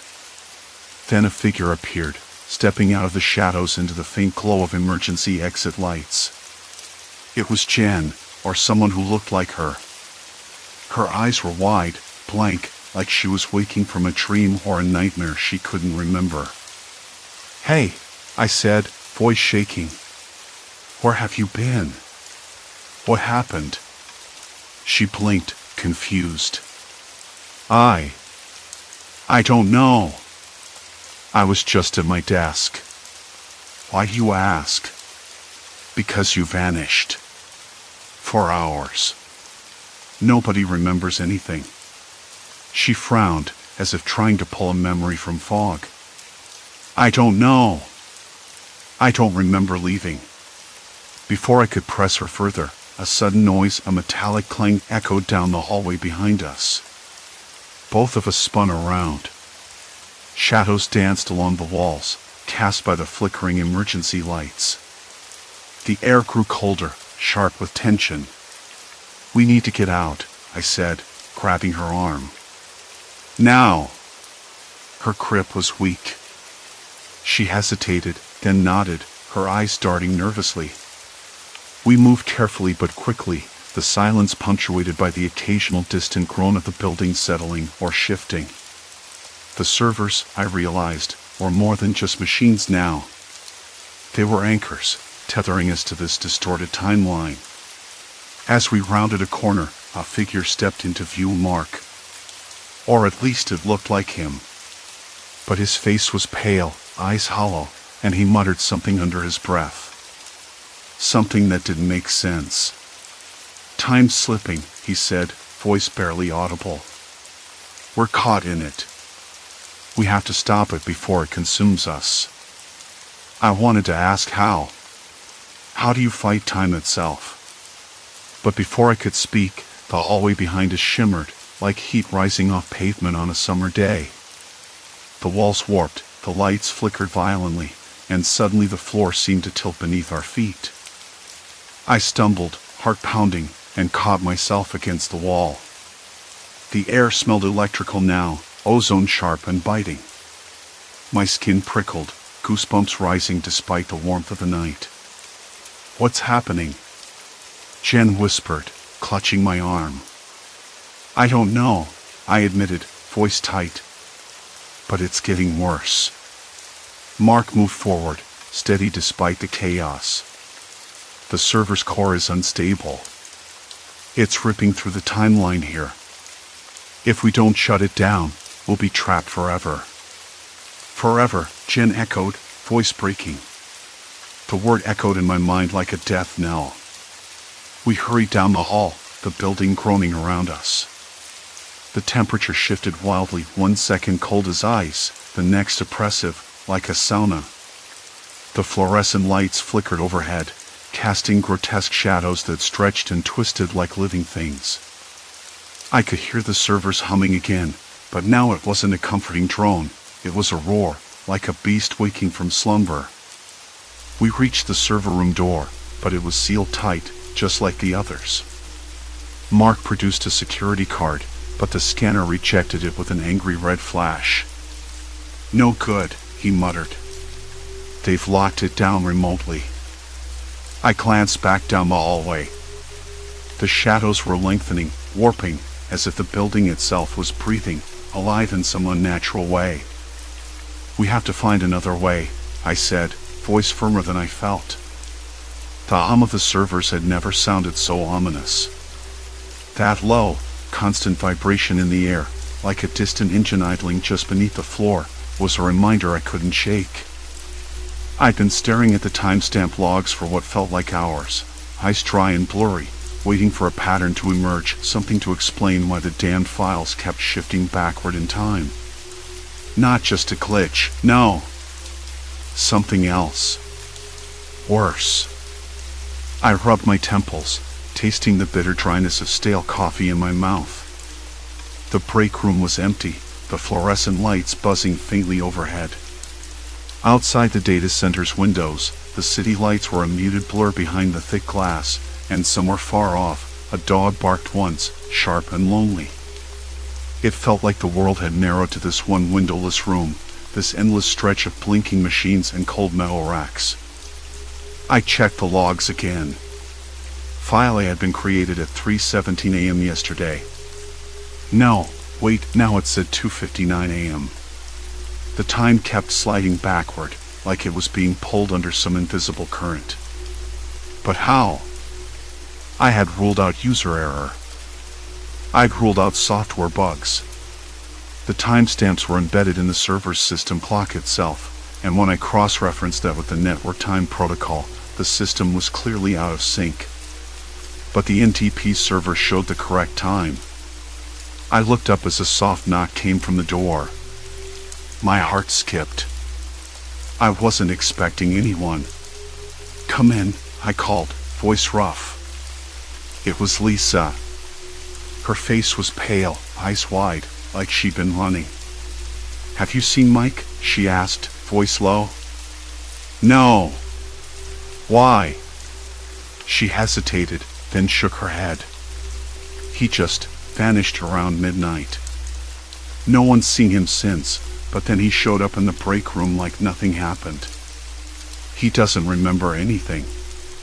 Something cold pinched my gut. "You're serious?" She nodded. "And it's not just him. Remember Tom?" He disappeared last week and came back with no memory of the missing hours. This is getting worse. I swallowed hard, the weight of it settling on my chest. Yeah, I've noticed. Files shifting backward. People disappearing. Then coming back. Like we're stuck in some loop. Lisa shivered, wrapping her arms around herself. Do you think it's the server? That busted one in the back? I hesitated. The server in question was an aging beast, the oldest in the room, humming louder than the rest. It was scheduled for replacement in a few weeks, but the budget had been tight, and the IT director kept dodging my requests to prioritize it. I'd spent hours trying to isolate the problem, but every time I thought I'd found a clue, the data slipped away like smoke. I glanced at the clock on the wall, 4:12 a.m. The night was nearly over, but I knew better than to hope the loop would break on its own. Lisa took a hesitant step closer. We should do something. Before more people vanish. I nodded, a plan forming.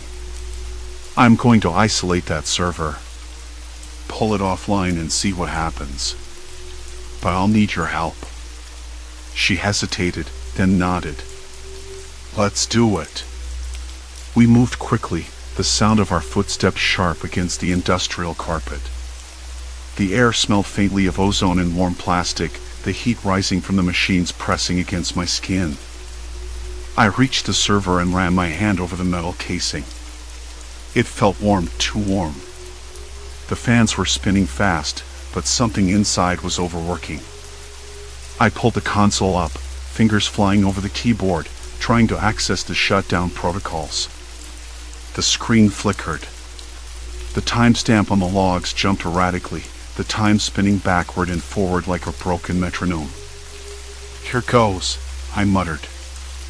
I hit the shutdown command. The server powers down with a low groan, the lights on its front panel dimming. The hum in the room dropped noticeably, like the air had thinned. For a moment, nothing happened. Then, the logs stabilized. The timestamp stopped moving backward. People's files no longer showed conflicting edits or impossible histories. The network time protocol synced up properly.